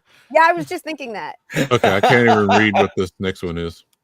Okay, the next one is Godlike Alien. Well, all aliens, if they're all aliens coming to our planet and we are sitting at the technology level we have, they would be godlike. No, why though? Why? Why does the alien have to be godlike? Why can't they just be technologically advanced race that are not godlike? Well, when I hear godlike, I'm thinking like the creature on the the creature. Well, okay, Q from Star Trek. Yeah. Q is godlike. Yes. The song "Come Sail Away." I think godlike. Thanks for joining us. I'll say just stop. The song "Come Sail Away" has aliens which are godlike.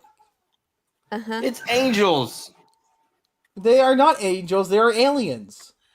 We're talking about movies, not music, dude. Kick him again. No, we're not. Okay, there's a song like Arza. There's a song you need.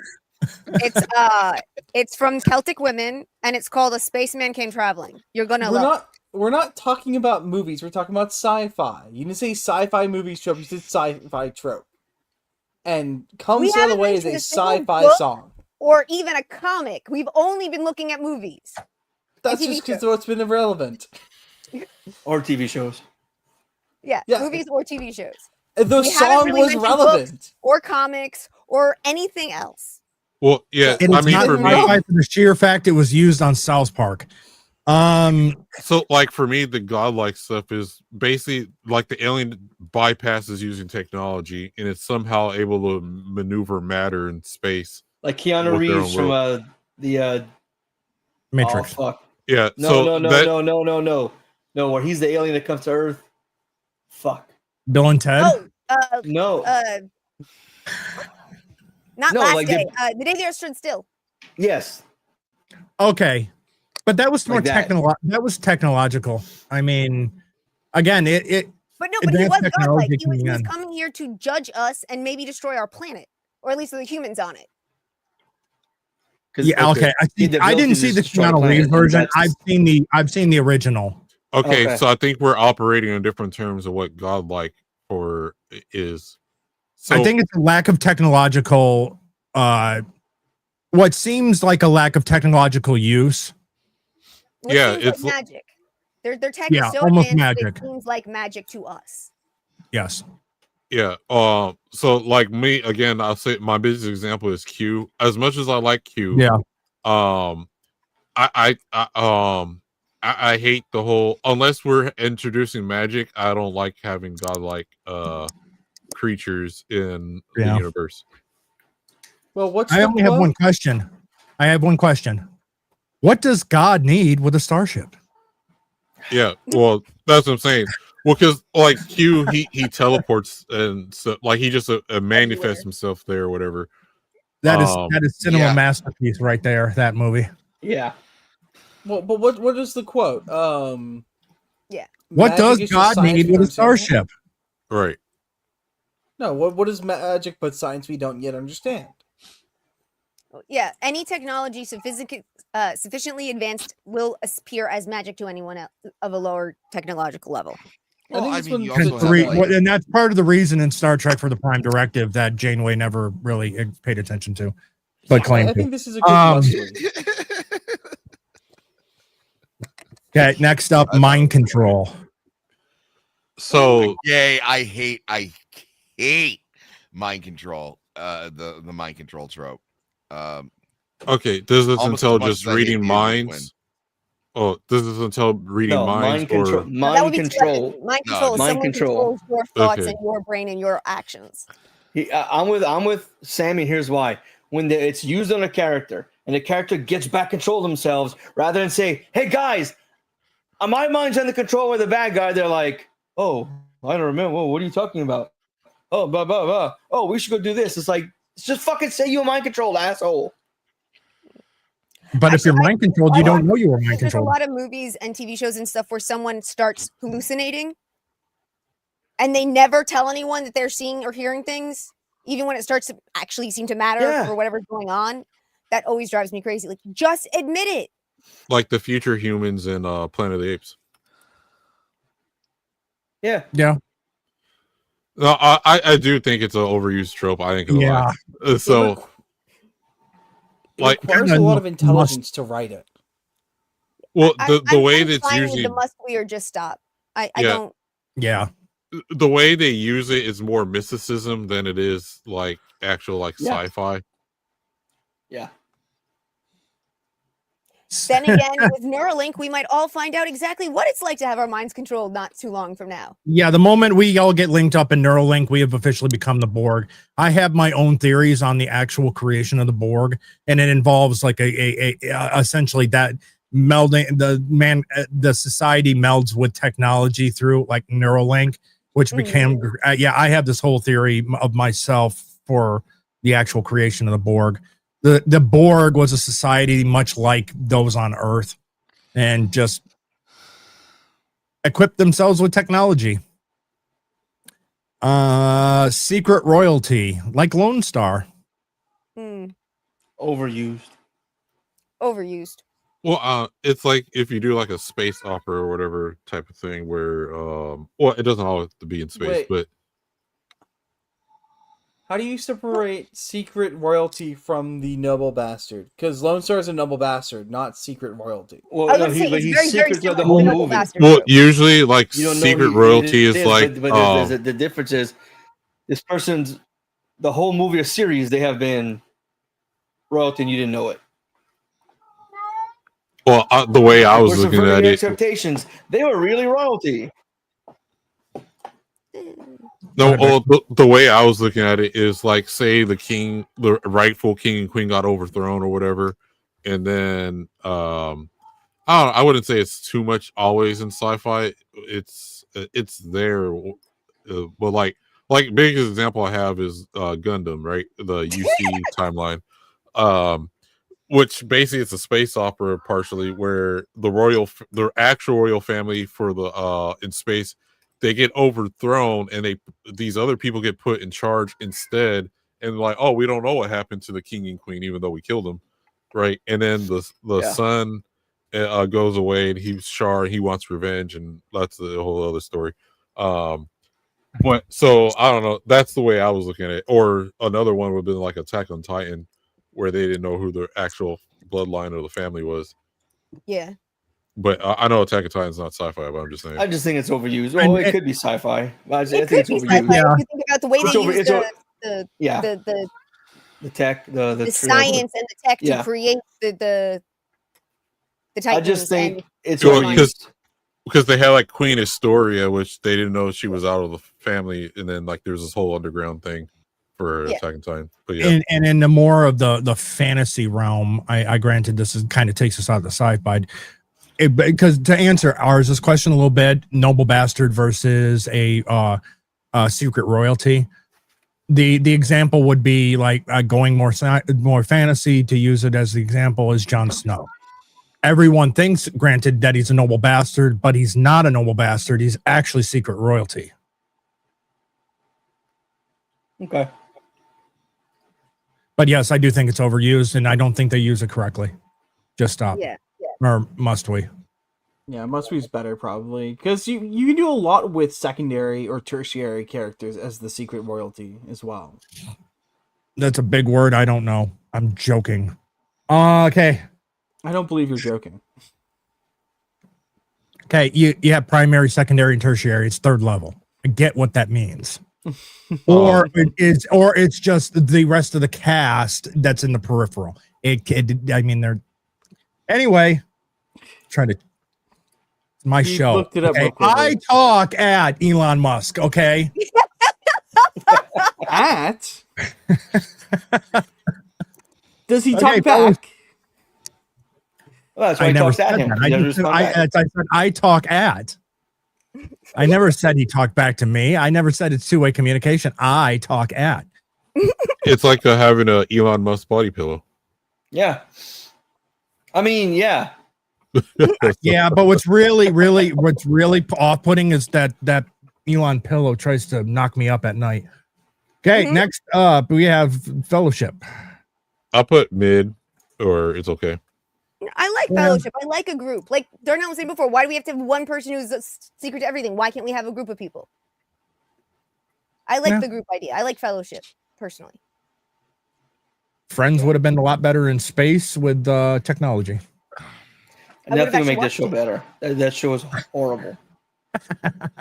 I literally, growing up, I had to be the only person in New York who never watched Friends or what was the other one? Seinfeld. Like, I was the only person I knew who didn't watch that shit. Now you can go back and watch Friends and Seinfeld and remember the good days that New York used to be compared to the hellhole it's turning into. But even back then, nobody had fucking apartments like that. True.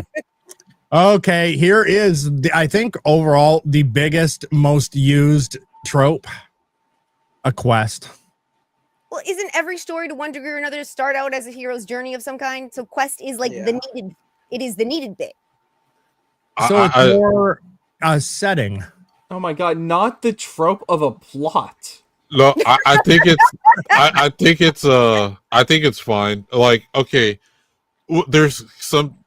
I mean, this is probably the gamer in me. There's some type of goal, whatever. No matter what, it's always needed.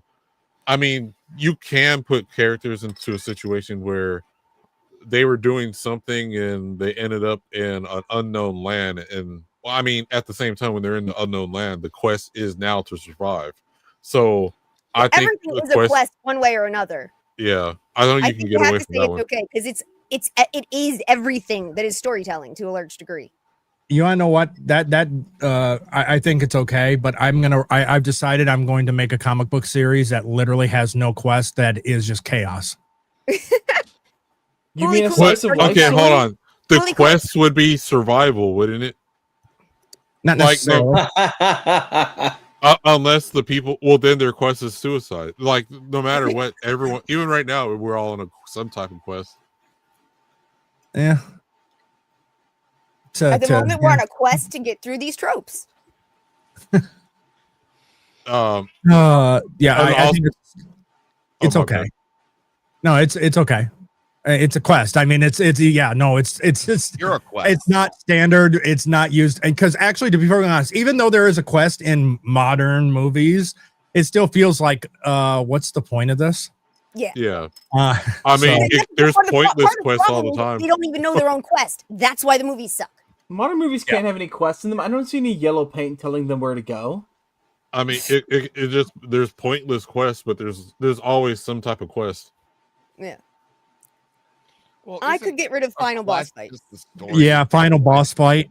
Okay, as a gamer, I'm totally fine with final bosses or final boss fight. So absolutely. This was the one thing that kind of annoyed me about Demolition Man. The final boss fight made no fucking sense. What do you mean? I will kill you. Please elaborate. Okay, no. Cryo freezes. Stallone freezes the entire facility with a magic ice crystal that has never been shown in the show or in the movie before. Was not explained. Yes, it just froze everything. That is the technology they. But it was used and explained. Hibernation program. But doesn't right how fucking freezes literally everything. Of the movie, when Stallone is frozen, you see that is the activating. Yeah, you see the crystal for 1 second. You see for 1 second, and it doesn't get explained. It just freezes everything out of the complete blue. You don't need it. Watch a lot of movies, so you don't understand this. You're supposed to watch the whole thing and listen to what they say, and then you know what's going on.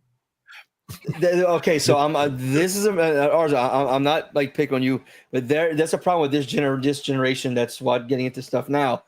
They need everything explained to them. Yeah. No, I don't think everything explained to me. They don't know it, or they don't understand it, or they say it makes no sense. You were just bitching that the stupid crystal wasn't explained to you. No, I'm bitching that it froze the entire fucking facility and is not being used elsewhere. It froze the room because they don't believe in weapons anymore. You mean to tell me that there's something that just magically freezes stuff wouldn't be a good pacifying tool when you can revive those who have been frozen? They don't. That's what the jail's for. And that's the okay. So I know it's not been explained, but as that crystal is going into the liquid that is surrounding, it freezes that liquid. Mm-hmm. When the spray is done all over everything, before it is broken, because they're not in the chamber for freezing properly, it just spreads out. Also, if you remember, it reaches its limit. When he's up for parole, and they're originally not going to unfreeze him. I don't know. I just think it's a ridiculous Deus Ex Machina that was used for the final boss fight. I like boss fights. I don't agree. Like the Wizards. With the where it turns out the basketball team. Brother. No, the animated movie. I know. That's what you. My problem with boss fights is a lot of times I feel like they're shoehorned in at the end. Like you've had this whole story going on, you've had your antagonist or whatever, and then suddenly this new boss shows up out of nowhere that you've got to beat after you've already done everything. Well, okay. Like the evil There's- mentor. From the moon who shows up after you defeat Madara Uchiha. That's just ridiculous. Well, there's Like usually you- a source like the of evil the mentor. oppression somewhere. So Yeah, I think that's I- where the boss fight comes in. I think, Darnell, I think is hitting on it correct. It does. I think that's why I think it's fine at mid, but it essentially is the evil mentor. They're fighting together alongside through this entire process, and then in the end, they realize the evil It is was not me been all defeated, along. and it was me all along. I think it's mid. I don't Yeah, think. it's mid. Again, Yeah. as a gamer, I like boss fights. So this. What? Well, you kind of need a boss fight for a game. You do need to have that final Oh. battle. It Maybe gives that's you why I don't resolution. enjoy them so much, and I feel like they're always not always, but a lot of times being shoehorned in just because I'm not a gamer. But What it depends is on the an game, though, antagonist because for a there final are boss? some games that you can play and do Well- all these things and never actually hit a final boss. Well, okay, Well, so for something to be a game, there has to be some type of win-loss situation in some form. There's things that people call games or just interactive movies, honestly, where there's no lose condition. Me and ours, I had this argument before. Heavy Rain. No, like okay, a lot of the like, Okay, there's a I lot got- of indie horror. Oh my bad. I was going to say there is a game there actually that does not fit final boss. Hmm? Smash Brothers. You're playing each other. There is no final boss. There's a Well, There's actually, story there mode. is. If you play the story campaign, mode. there is a boss. Yeah, But, story mode. Yeah. but that's the campaign mode. But if you're just playing Smash Brothers itself, Well, a the group, boss would there be is no your final But boss. if you're opponent. playing it like that, it's not a story. The boss is the urge to not destroy your controller. Well, okay, so Okay, guys, what is an antagonist other the than a final boss? Well, no, I can explain this as actually someone who works on games or has worked on games. So, so basically, in a game, there's some type of win-loss thing, or there's something you're trying to achieve, and it's either you're competing against a computer, an opponent, or the environment. And so in your case, Drunken Emerald, it would be your opponents would be the boss. I don't know. I always try to pick people that are lower skilled than me so that they're really not a boss. Just so I feel better about myself. Just like I talked at Elon. So no, I would say mid. I think it is a main thing that does need to, because it does go into the aspect of the storytelling. You have to have the mission. You have to have that final conflict. I agree with Tiny that sometimes though that battle feels forced. Like we've not really been explaining the reason for getting to it, and then all of a sudden it just happens. Example, what they just did with Captain America: Brave New World. Yep. That watch fight that. at the fight at the end with the Red Hulk felt so just kind of forced at the end. Gotcha. Yeah. Don't get me wrong, I actually enjoyed most of the Red Hulk scenes in that, only because it was Harrison Ford. So He what? was the All only good 10 minutes of the character in that movie? Yeah. 10 minutes? There were 10 good 10 good minutes in that movie, and they all belong to Harrison Ford. I mean, I just feel like that's a great argument. I mean, Hannibal Lecter is only in Silence of the Lambs for like 8 minutes. You know what I mean? Yeah. Like I can understand that. I just feel like there's a lot of movies where you fight along the way, you build up, but then you finally everything seems done, and then now you suddenly have this other boss after you've exhausted yourself and done everything. It just feels Well, that's when it's contrived. But I mean, there's things like like the Emperor in Star Wars, right? Where I mean, he's not as formidable as Vader, but like he's definitely the final boss. yeah. There another good example would probably or in the first Iron Man, like when the guy gets like the mech suit and he's doing that. It was like there's definitely times where the final boss is used correctly, and it's one of the reasons that I really don't like a lot of these categories, because it's really how they're used. I don't know that any of these tropes are tired or Well, like overused. a good example of a final boss too is the alien queen in Aliens. Yeah, Yeah. 100%. We keep bringing up Naruto, but like, I was gonna say, I would specifically bring up something like the Pain arc. Yeah. Yeah, where that's an absolutely beautiful final boss. It's not. Aladdin had a final boss. Yeah, it did, and it ended up, sometimes you have like this earth-shattering final boss, and all you have to do is outsmart them. That's just good writing, right? That's not, that's not to say that the trope is tired. That's just to say it depends on who's using it. There's a lot of these that I think are really arbitrary. To your point, Sammy, none of these tropes are really tired. Bad writing is what's tired. Absolutely. It is what's killing the tropes. That's what causes the tropes to get to the level that they're sitting at. Is quite literally that. That's where, because of the current ability to write. It's not just that. It's not just that. It's when it's. I've heard many people say this. It's a tired trope. It's overused. Yeah, I'm just saying it's not tired because. I agree, Darnell. But it's not tired because of its writing. It's tired because it's used so often. It's like, oh, hey, let me, before I go sit down, the movie credits start, I mean the trailer start, I bet A, B, C, D, E will happen. You leave the movie, hey, I called it, because that's what every fucking movie is. It's the same trope every fucking time. No matter how well it's written, it's old because it's the same thing every time. I'm gonna write a story where the final boss is in the first 10 minutes of the movie. Okay, Tarantino, settle down. Okay, I would agree that if you see the same trope over and over and over again, even if written well, it can feel tiring.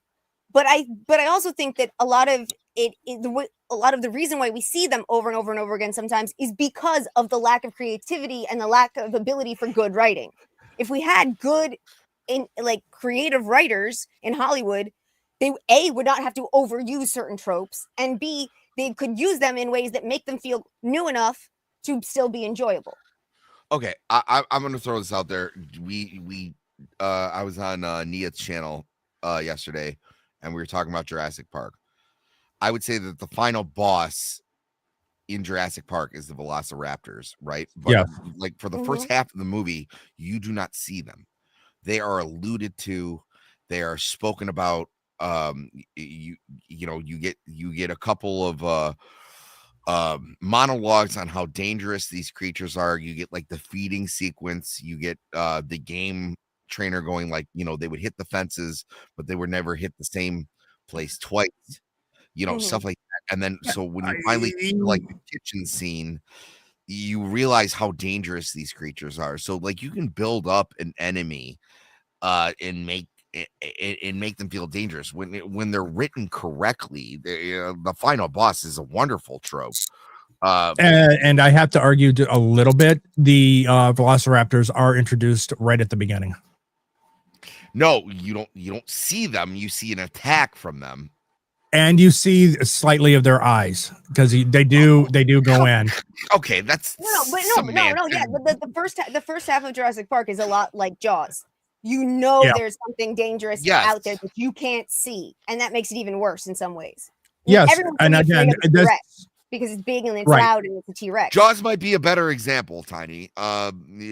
I will give you, because that is standard. That's more of a standard kind of like Spielberg thing to hide the main, only talk about it, and only see it at the end. He did it with the Raptors. He really did do it with the Raptors. He did it with Jaws. But he did it with Jaws accidentally. Yeah, it ended up working out so well. It became something he struck. Yeah, no. If Spielberg had his way making that movie, that fucking shark would have been tap dancing in the middle of the West Side Story. I agree completely.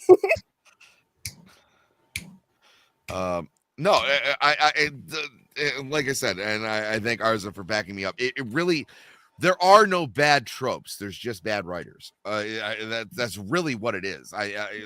There's so many times where I've seen, you know, what would be a great example would be like a movie like Weapons, right? Where you're like, oh, it's a witch. The witch is the bad guy. Oh, well, that's been... okay. I think I know what Darnell's saying. Like, okay, you go watch a horror movie, and happens to be a black character that's in the group, right? And that's the first guy to die. We all know that trope. That's what he means by like the trope. No matter how funny it is, no matter how they make it funny, it's so done. Or like, no, I'm not saying I don't understand your, you know, like your tiredness of it.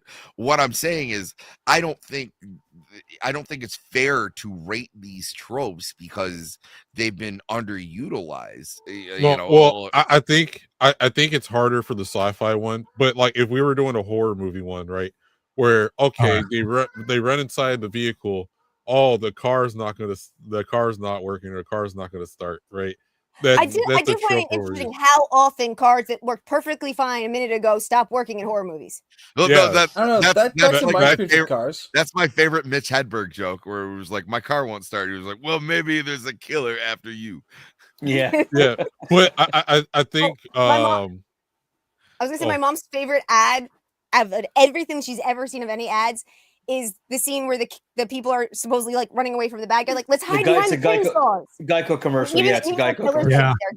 I would though. If I wrote a horror movie, the black guy gets away and the car starts, right? Like that's. But again, okay. So the one, I mean, you have the series that completely just destroyed every single trope of horror movies.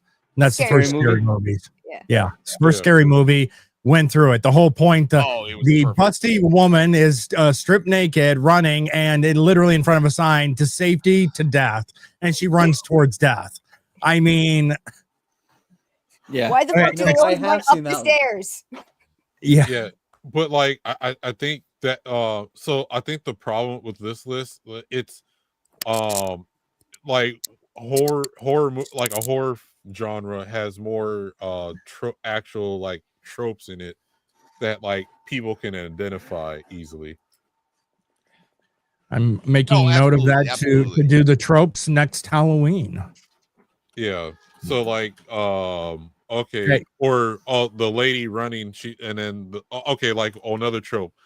The killer, it just walks. That you know. Yeah. And somehow that's the trope. People who are running away. No. Jason can teleport. Okay, guys.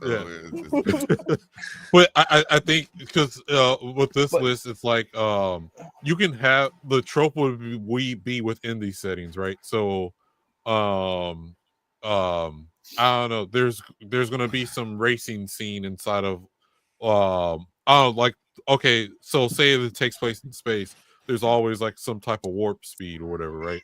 They always have to have a warp speed. That would be a trope. Nope, that's just basic science. If you're going to have an interstellar, it's within the confines of every single story. That would be the trope. Like, I don't think these are necessarily tropes. It'd be like some plot device that gets used a lot. Yeah. All right. Yeah. Let's get through the last of these because we're past the 2 hour mark. We'll kind of race through kind of a little bit of the last two. One that just doesn't make any sense to me is medieval setting in a sci-fi. Yeah, medieval sci-fi. It brings a hierarchy. It brings a hierarchy to because there's always someone enslaving somebody else. I'm not saying that because I'm black. Okay, well, what about like Attack on Titan? Attack on Titan would be a great example. Nausicaa Valley of the Wind. Yeah, but like throughout civilizations, you had kings and queens. If you go to an alien planet, if it's a feudal system, or sometimes you have sci-fi and they still have like stones and cobblestones and swords. Technically, Dune is kind of a medieval. Yeah. I just think it helps make good storytelling because there's always some evil king that we want to. Yeah. Kind of a standard. Yeah, I think it's standard. It's Narza. Okay, story within a story. I'm over that. Just stop. Or just stop. I'll say must be. Yeah, must be. Just give us a stamp story. You don't have to subvert expectations. You don't have to reveal something towards the end. Just give us a fucking good, entertaining story.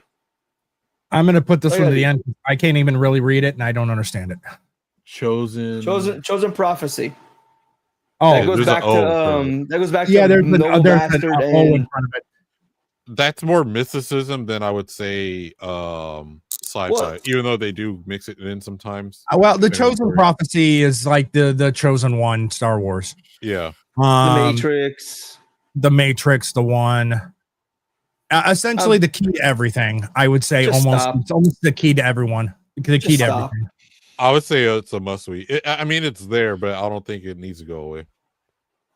Yeah. Just use it less. Star Child. Just stop. I kind of feel like the same thing. But isn't a Star Child just a kid that comes from space? Yeah, but there's always like there's the abandoned on Earth, or their parents were killed, and it falls into the bastard, falls into the prophecy, falls like multiple things. It's just enough. I think of it as new types. Wouldn't E.T. be a Star Child technically? Well, it's the bastard child of Palpatine. The noble family. Yes. He'd like to come and meet us, but he thinks he'd blow our minds.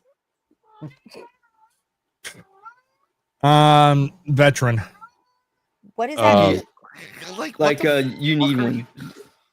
Okay. I think it's kind of it's okay. It's okay because having someone who has seen battle previously and understands, or was in the previous movie and knows the shit you got to deal with in this movie.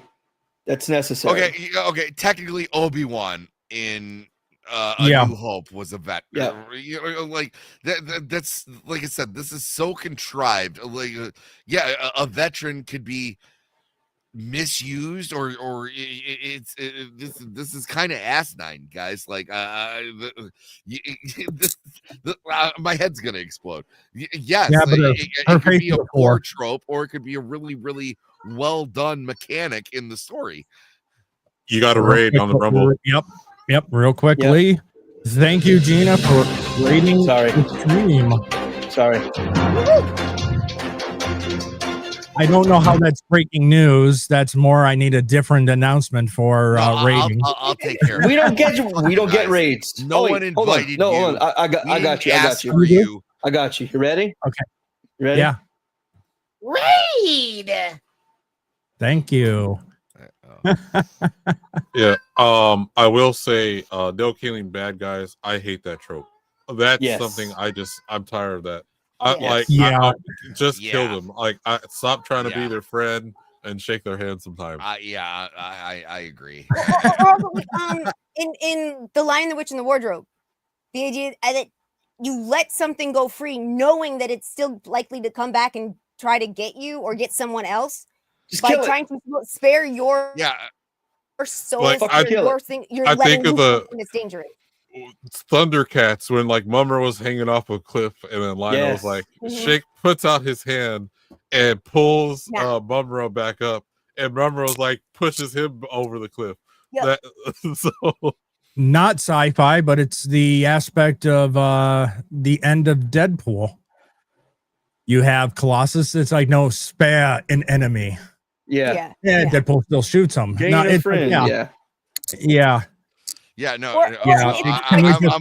more like original Teenage Mutant Ninja Turtles.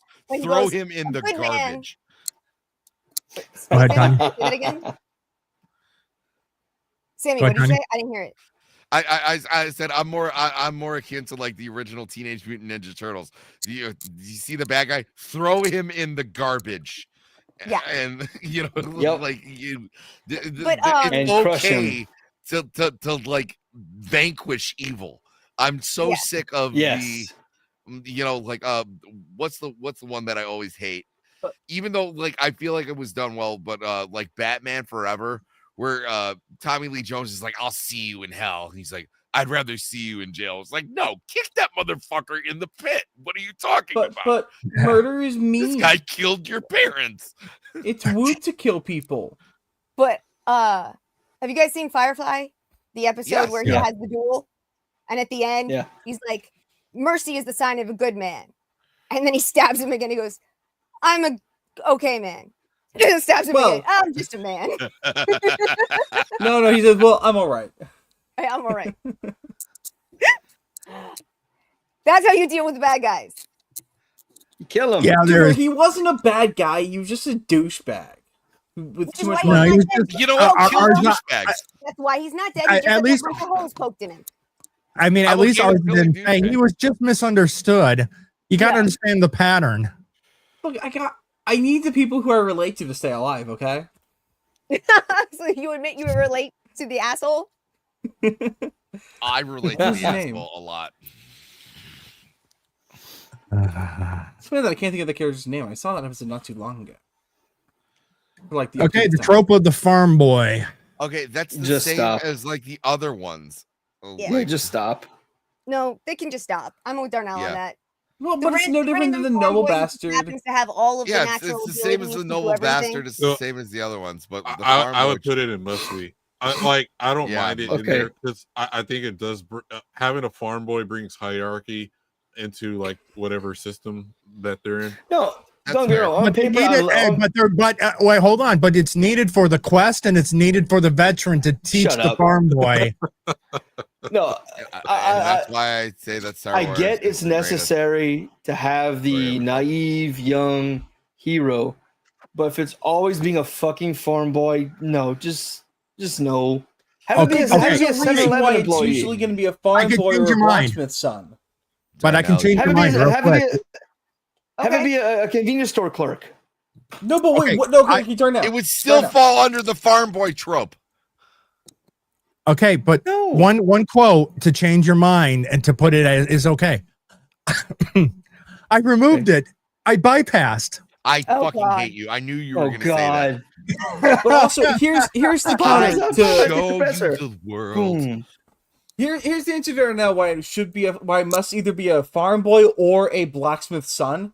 They're the only ones who would realistically have gained the physical knowledge, like the knowledge of their body and how to move and how to build muscle that is needed for that kind of journey. Okay, as someone who was not a farm boy and someone who was not a blacksmith of son, I grew up working in a fucking at jobs. When I was 18, at the age of the farm boy, I was very well aware of my abilities and could have been the savior of something if aliens came down and grabbed me. What kind of jobs were you doing, Darnell? Darnell. How do we extrapolate to the time period? Would you have not just been a farm boy? But are you only not a farm boy because you enjoyed modern? But why does it got to be a farm boy in every fucking planet? Like Jesus fucking Christ! Can it be like a bad boy? Kid? Because a bad boy isn't going to build the physicality to be a soldier. Well, you have never bagged groceries, motherfucker. If you said that a bag boy doesn't have the skills and the working out, retrieving carts, bagging heavy groceries and putting them in bags, you're working out. You know what your body limits. Having to pick up big bags of dog food. Okay, my example is it's a menial job. You come from humble beginnings and you go to something else. Yeah, a farm boy is just something that we can all like attest to, right? Like when we all. I was going to say that cotton wasn't going to pick itself in that universe. No,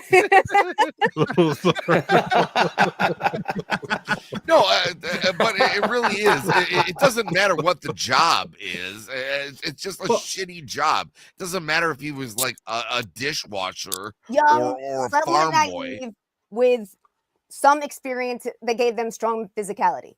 Will Turner from Pirates of the Caribbean. Not a farm boy, but is the farm boy trope. He is a blacksmith. I hate the farm boy trope. Why? He's already in the blacksmith side of that, so he doesn't need the farm boy side of it. Well, who else is going to harvest? Why can't it be just? Why can't it be? Okay, why can't the hero be like? I'm just gonna grab this out there. Be a white collar guy. No, why can't the hero be a fucking soldier who's not a farm, who's just like, yeah, the movie begins, he's already a trained soldier. That's why also can't that be the trope? That's a different kind of trope. We're talking about the farm boy trope right now. That's not the farm boy trope. No, Darnell, I'll say exactly that. No, because part of the farm boy trope is specifically the naivete and the lack of experience of It's part the of the greater hero's world journey. and stuff that you get. I don't like that. I hate it. Trained soldier, you have more experience. You're no longer than any farm boy. I don't like it. Yeah, I mean, because you were working at a stamping factory, and then you went and had your moment and won that rap battle. Yeah, you drink blue milk and you see the two fucking suns, and you're like, God damn it! I wish my aunt and uncle didn't suck. And you know, you hope, and then you know, luckily the Empire just like blasts them to pieces, and then you get to go away with the you know, pedophile in the desert who, you know, whisk you away on an adventure. But it doesn't. Well, how else am I going to kiss my sister?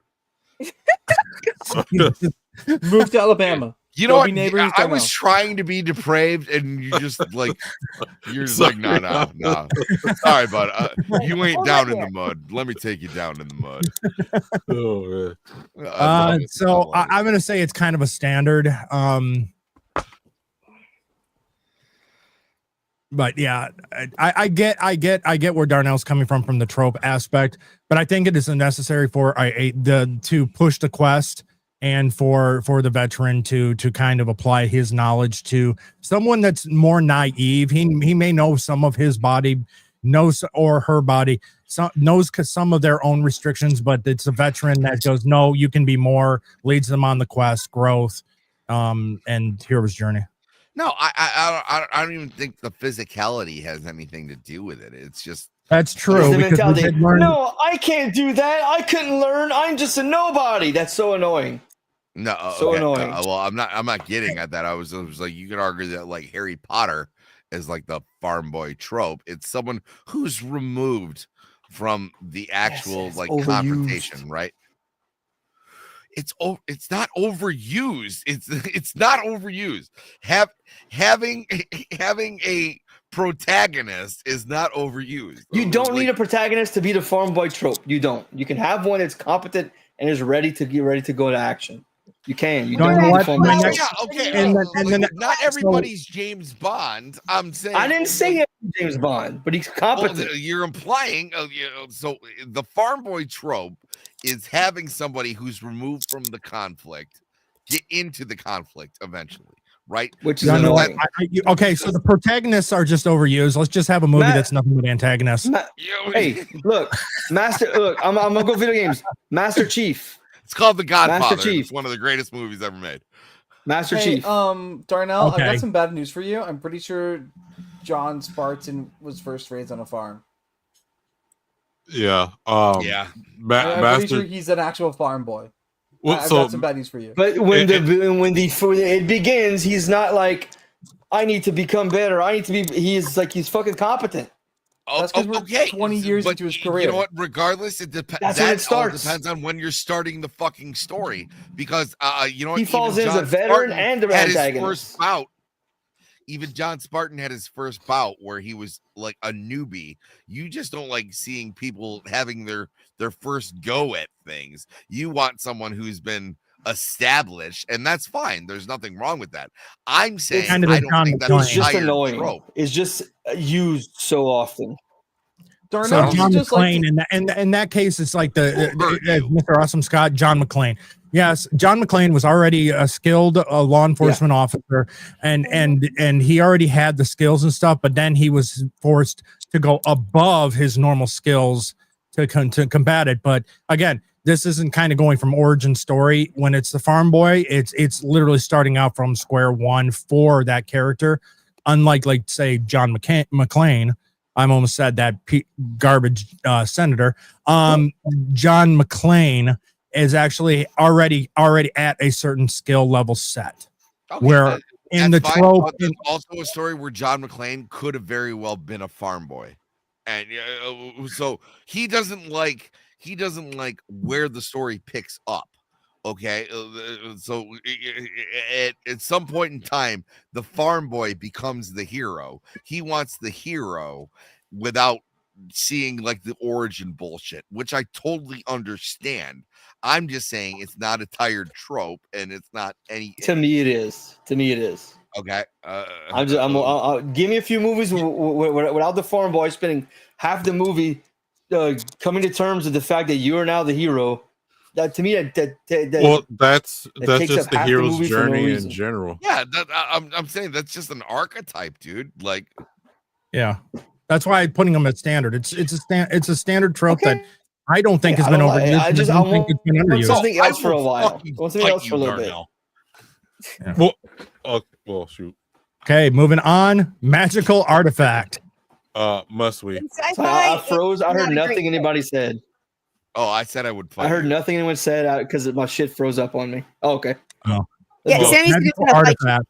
I said I'm gonna get denaturalized. So when you join ICE, you and I are gonna have to. Well, I think for like a magical artifact, okay, I could put in Just Stop or Must We, because I think once you introduce magic into magical elements, it takes away from the sci-fi-ness Okay. of it. I mean, it can Are we work, going- but Are we going literal magic, or is like, are we going magic as in like, oh, this one item will save everything? I go, are we being literal magical, or just like figurative magical? Like this okay. will stop the engine. Let me stick this in the hole, like that. Well, okay, so if we're talking about sci-fi, is mainly dependent on the science fiction, right? Of like the Fifth Element's technology. kind of fantasy as well. Right. Oh, I mean, but like, I don't mind it. I sometimes it does work, but when you introduce magic, it takes away from it just being it might be a fantasy movie with sci-fi elements in it. Well, I mean, a lot of people that's what I'm think asking. of- We a lot of mean people literal think of Star or Wars as figurative? actually being fantasy in space, because you've got the kyber crystals, which are the magic rocks that power the lightsabers, and you've got the Force, which feels like magic in many ways. Jesus Christ, you got the proton packs in Ghostbusters. That would But be a that's not scientific magical artifact to some degree. Something that Yeah. does something that we can't do now. We can't explain and seems magic like, I would assume, is what we're looking at. Holy shit. I will attest that you can't have a good sci-fi story without something like that. There's the spice in Dune. There's Antimatter in Star Trek. Because at this point, antimatter is still. There's the Ark of the Covenant in fucking Indiana Jones. There's so many, Right. like I said, there's the proton packs in Ghostbusters. Like there's always something. There's the web, there's Spider-Man's web shooters. Like there's so many things that take it to I do want to level. interrupt real quick. We should let the newer audience know that this is mainly directed towards sci-fi as opposed to just anything. Yes, to the Raiders. Yeah. That's a good point. There's the phasers and teleporters in Star Trek. There's things that are absolutely unobtainable in the real world that just bring the story to the next level simply because you can't have them in the real world. That you need something like that to even make it sci-fi at all. Well, okay. Well, I guess we're using different terms for what a magical artifact is within sci-fi. Go ahead. I didn't say that I was correct. That was just my argument. Well, that's why I asked if we were going figurative or literal. Yeah. I think Maybe we because can figure that out. I think in the sense of this one, the magical could be the fact of it isn't in our world. It doesn't seem like it's going to be attainable in our world, so it seems like magic. Okay. Warp speed at this point is a theory. It doesn't look like it's going to be possible because of antimatter. And I mean, while we think it exists, but it doesn't. It looks magical to be able to travel at faster than light speed. Here's another good argument. Lilu in The Fifth Element is a magical artifact. Yes. I don't Shit, know. As are the stones. Yeah, exactly. Excalibur is a magical artifact. It is something that aids the hero on their journey, or it's something that makes the world inherently interesting. I feel like you don't have sci-fi without like some sort of thing like that. Like, Star Wars had the Force. Originally, the Force was going to be a crystal or whatever. Yeah. There was an explanation. There's always some sort of magical thing or sci-fi.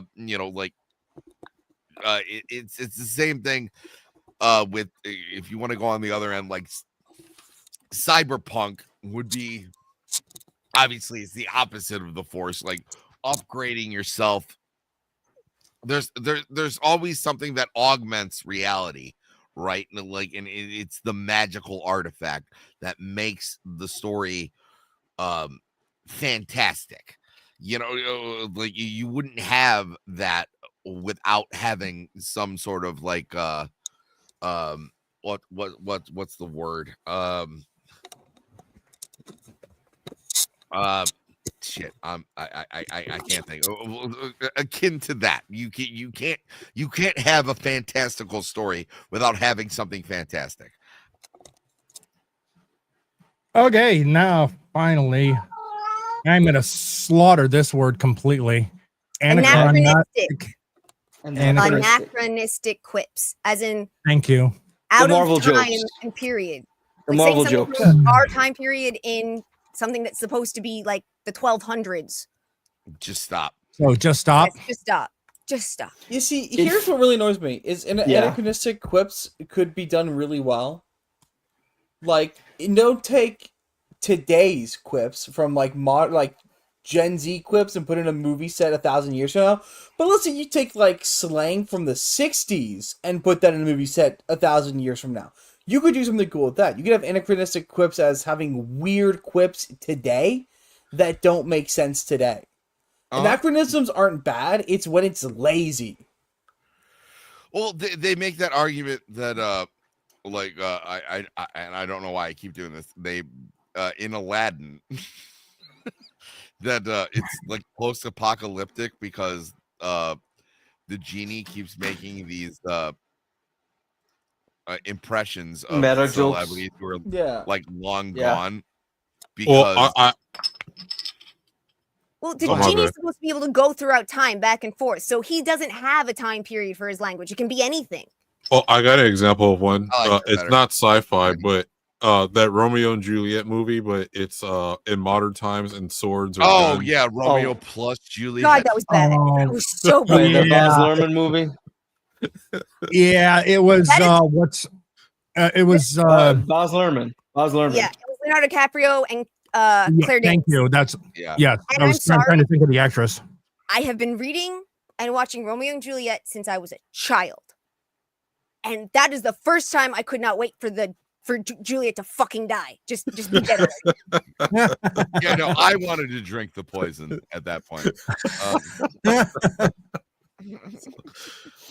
All right. Well, we got a pretty good list that's kind of all over the place. Not really anything real form. Ours being the standard level. I think if we do a baby. horror one, it would work better because Yeah. they're easier to identify. I Mhm. I also think a lot of these are arbitrary, where it's really it depends on who's using it. For every bad so example we can give or tired excuse we can give a really good example. that's why I think before we do the next one, we need to sit down and what is the benchmark? Are we ranking them on their tiredness or ranking on their importance? What are we ranking? Because we've been all over the fucking map here. Some of them we all complain they were tired. Some we complain they're important. We weren't like one set, foundation. Well, Because a cookie isn't a pizza. yeah, I think the Yeah. problem is some of these were like the basis of storytelling. Shut it. As opposed to, hey, there's a black guy, there's a funny black guy that happens to be with the funny, quirky black guy that happens to hang out with the group. And I'm not just saying that because I'm black. What's I'm saying? Like we No, I we- understand No. what you mean. I get what yeah, like, Darnell. No. I get what Darnell is saying completely. I understand. He's attacking the host for not doing his job properly of planning this. I get it. I understand, and I will take that on me. I will gladly sit with you backstage one day and come up with a benchmark. Absolutely. A rubric. Just tell You me guys need a when. rubric. Yes. We need magic Tell me when, decoder we'll do it. ring. What the heck we actually made when we're actually talking about it. But with that said, we are past the 2:30 mark, so we're gonna go around the horn, and you can tell everyone where you can find you next. Sammy 3-Pete, start us off. You can find me on the sex offenders list. You can actually my band just I just put out a live recording on my channel. Are you sure that was y'all at played? PJ's, right? Oh no, I'm sorry. It was the Logger. Okay, it used to be called PJ's Lager House. Now it's just called the Logger's House because it's under new ownership. I feel like I'm missing something, but okay. We'll explain it after. I called the venue the wrong name on stage. Either way, I think it's a very good performance, and I hope you would all watch it. I liked it. It was good. I can't wait to see. But also, tomorrow I will be doing In Other News with Sammy 3-Pete, and I will be adjacent to my black brother over here who's going to tell you how it's not hentai. So, if you'd like to give me a like, and then go over to his show because it's funnier, I will not blame you. But yeah, no. So we got that. I don't know what the top headline will be, but I know that it is also not going to be hentai. So I can say that. But yes, nothing but love for the guy who shares the same time slot as I do, because he's absolutely fucking killing it. And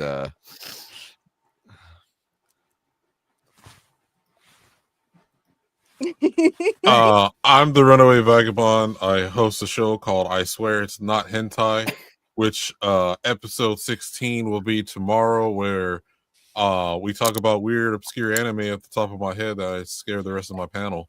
And whether you're a gooner, non-gooner, if you watch anime, hate it or love it, it's a real crazy podcast.